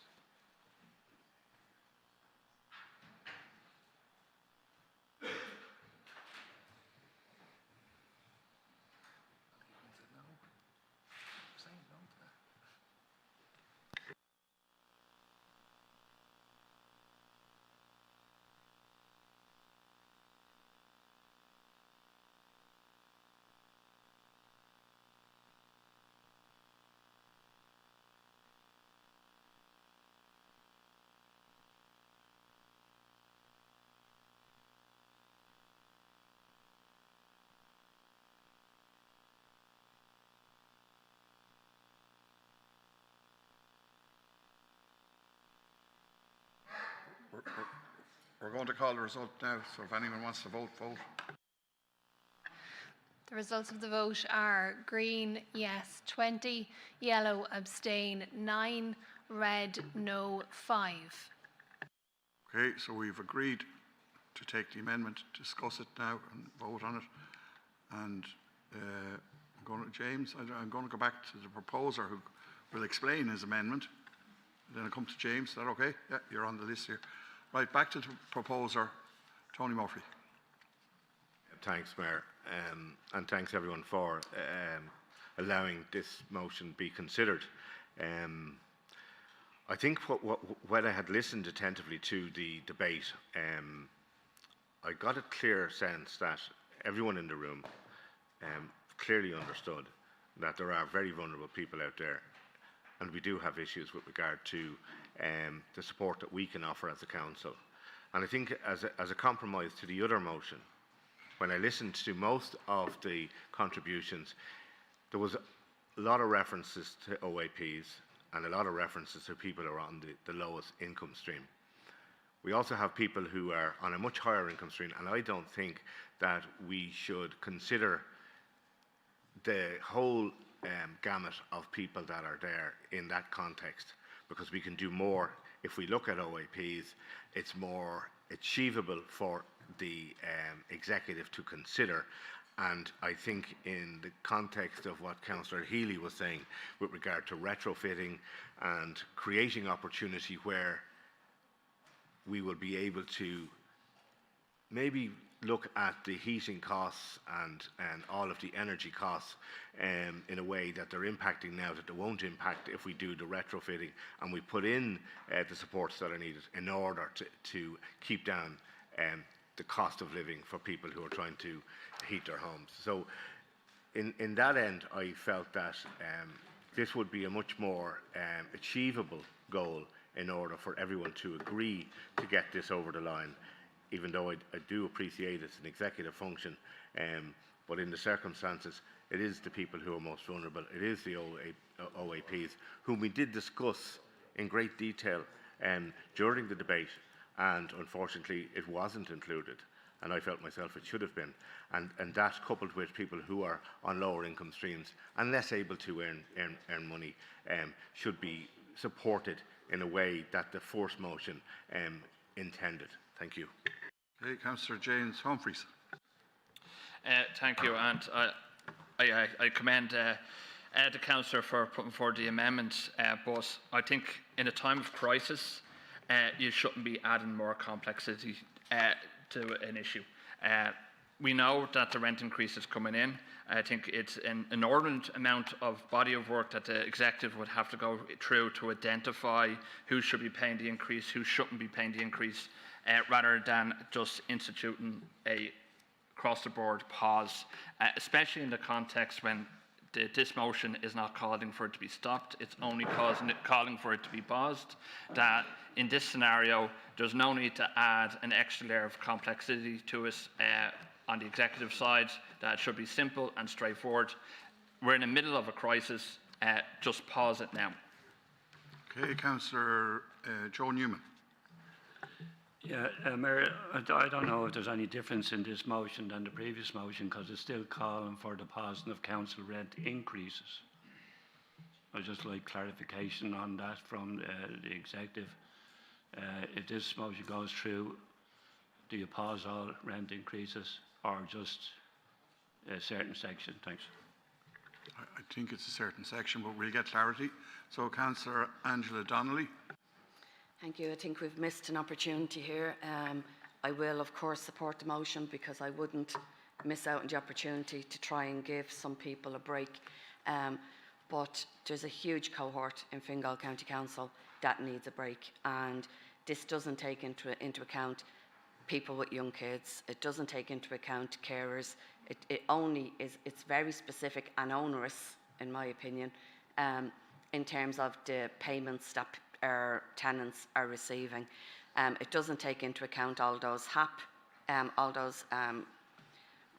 those tenants that are paying HAP payments, and it's actually, although it's still an executive function, although there's still no guarantee that this is going to be implemented, it's just heartbreaking that we've watered it down to this extent. So, Councillor Malachy Quinn. It's regrettable that we've watered down that motion that would have facilitated the people and the families that Councillor Donnelly has just mentioned. Well, sorry, keep going. It has been watered down because it's... Sorry, no cross-talking. Malachy Quinn has the floor. Malachy. Yeah. Are you okay, Malachy? Yep. You finished? No? No. Yeah, go on. If we pass this motion, we are watering down the forced motion.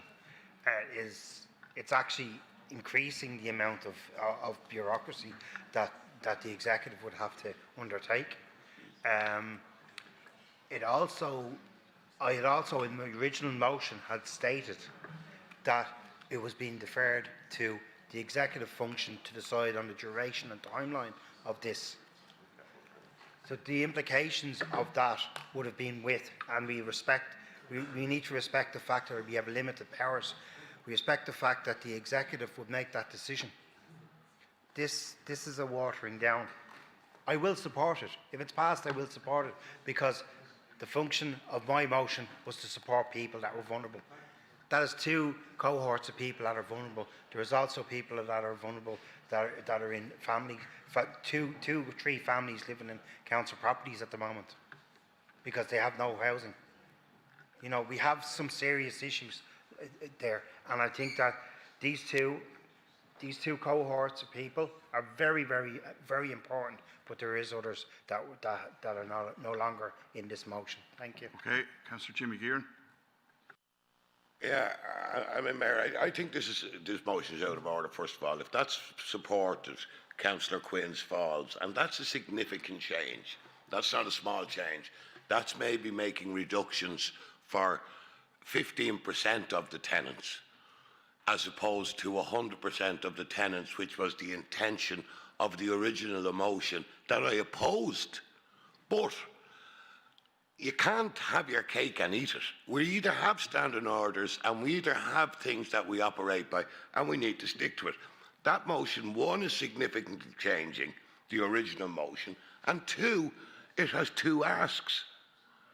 Pause the council, rent, and as well as that, support OAPs, people on disability, and so forth. So we really need clarification from the executive what that motion means.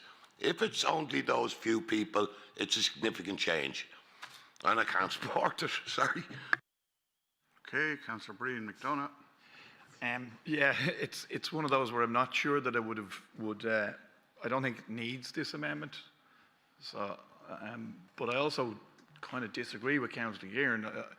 I think that, as my reading, it doesn't change the intent, which is that the pause would still apply to everybody.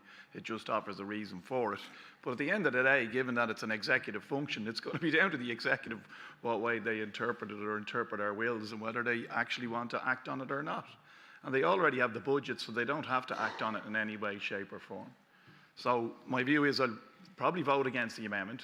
If the motion is amended, I will support the amended motion as it is, and I'll certainly be supporting the original motion if that's the one that goes through. So those, you know, in terms of the amendment, there is an argument that we should amend the motion to try and get the most support possible, to try and put more pressure on the executive. So I mean, you know, that's there to be considered. But ultimately, it's still going to be the original motion, I think, that has carried the weight and has done the heavy lifting here, you know. Okay, I'm going to Kieran Dennison next, and we're going to have to get some clarification on where we're at and where I think we're at. Anyway, Kieran Dennison. Well, look, Mayor, I have great faith in our housing department to look after people in our social housing stock, because they always have when they get into difficulty. And, you know, there's really no need for these motions in terms of the vulnerable people. But look, the motion has been determined to be in order. So if one feels strongly enough about the first motion, then one should be voting against this and then supporting the original motion. But I'll be supporting this of the two of them, and if this is carried, then the other one falls. And that would be my understanding of the process. In other words, if you want the original motion to pass, you vote against this, and then we go to the original motion. If you vote this through, the original motion falls. That's my understanding. As regards it being in order or out of order, it's on the CLAR now. We've passed that sell by date. It's in order. It's on the CLAR. We're discussing it. We need to extend the meeting again. We need to extend the meeting again, please. May need another 15 minutes. Yes? Agreed. Right, point of order. Yes? Would mean that the second one falls. This is an amendment, so if this amendment passes, the amended motion has to also be voted on. That's my understanding from standing orders. Okay, well, it's the same thing, I think. Yes, okay, I got you. Okay, right. Yeah, you're right. You're right. You're correct. So yes, okay, but my assumption is also if it does not pass, the original motion is back on the floor. Yes, Ryan. Yeah. Okay, right. So where are we at now? I've two left to speak, and we need to move on this. Have the vote in whatever way. John, and maybe back to Tony Murphy in a minute. John Walsh. John Walsh, where are you, John? Yeah. Yeah, thanks, Mayor. I'll be brief. Listen, I respect the intent of the amendment, which is to support, you know, older people and most vulnerable people. I actually agree with Councillor McDonough. I think as the motion as the amendment is worded, it doesn't actually change the fundamental intent of the motion. It still supports the pausing of council rent increases. So there isn't actually a fundamental change in the original motion, though I would accept that the intent was to change the original motion. That has not actually been achieved, which is fine in a sense that I'm probably okay with the amendment, but I would prefer to, I would certainly have voted for the original motion. I think that's more straightforward, it's simpler, it's easier for the executive to manage and operate. But yeah, I'm not sure the proposer is achieving what he intended here. Thanks. Okay, Councillor Joe Newman. Yeah, just a clarification I was looking for, and I think Councillor Walsh brought that out, that this calls for a rent increase to hold off on it. and that means it's the same as the first motion. And We'll so, find out. So Yep. it's the same effect as having a rent, cancelling the rent increase for the month, the total amount, as the first one said. We'll And I have to don't think that was the intention of the motion.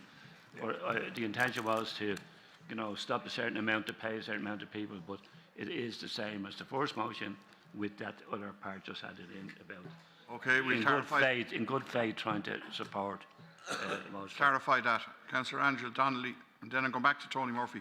Yeah, sorry, I was totally confused. Generally, when somebody puts forward an amendment, we vote whether to accept the amendment or not. We don't vote whether to hear the argument and then vote to accept the amendment or not.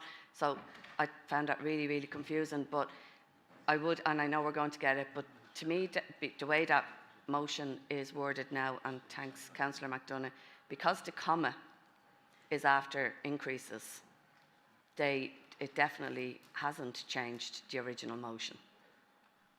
In my, I would imagine. Thanks. We'll get some clarity in that, but before I do, unless Councillor Murphy wants me to do that now, I'll ask the executive for an opinion on that. Or Councillor Murphy, do you want to speak? Get the opinion first, thanks. Right, can I get an opinion from the executive of what is the intent or effect, no, not the intent, the effect of that motion before us? Will that pause all council rent increases, or will it pause council rent increases and limit it only to OAPs and people on disability payments? Yeah, so I suppose we've already clarified that the original motion and this motion would be ultra vires, and that the scheme. That's not the question. Has been That is not the implemented. question. So no, well, I'm not finished. So with that, having said that, whether or not you add in this extra piece of text doesn't have any material, doesn't make any material change from the original motion, from what I can. So it's your view that this is a motion in front of us that will pause all, well, might pause ultra vires to one side. Would have the ask to pause all? It seeks to support the pausing. So of it's rent. still supporting, or still stopping all rent increases. That's the intent of that motion up there in front of us. All right, back to Councillor Murphy. Okay, Chair, given the information that has been afforded on the officials, that the motion is probably not worded in a way in which it was intended, I'll withdraw the motion. Grand. Okay, so now we're going to vote on the original motion. And I want to give Councillor Quinn, I don't know if I did give you that possibility. Did you come back, Councillor? Yeah.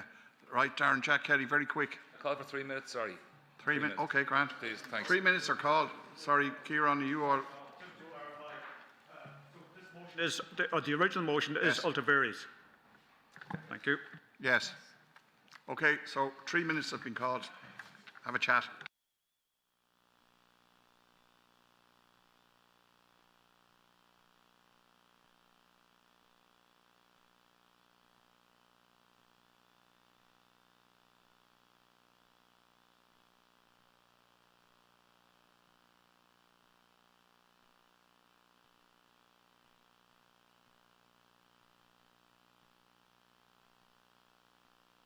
We ready to go to a formal vote?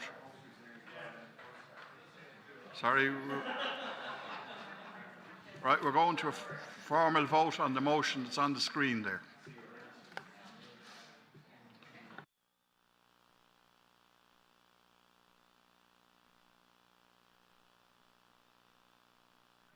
Sorry, I can't hear you.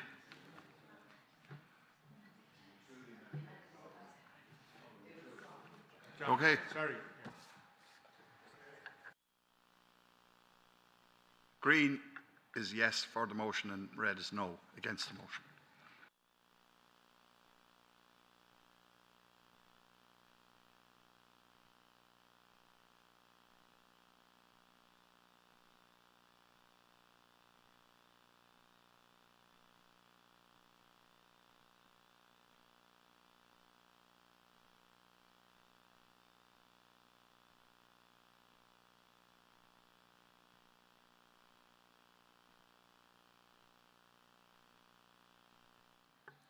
The results of the motion are green, yes, 19, yellow, abstain, 0, red, no, 14.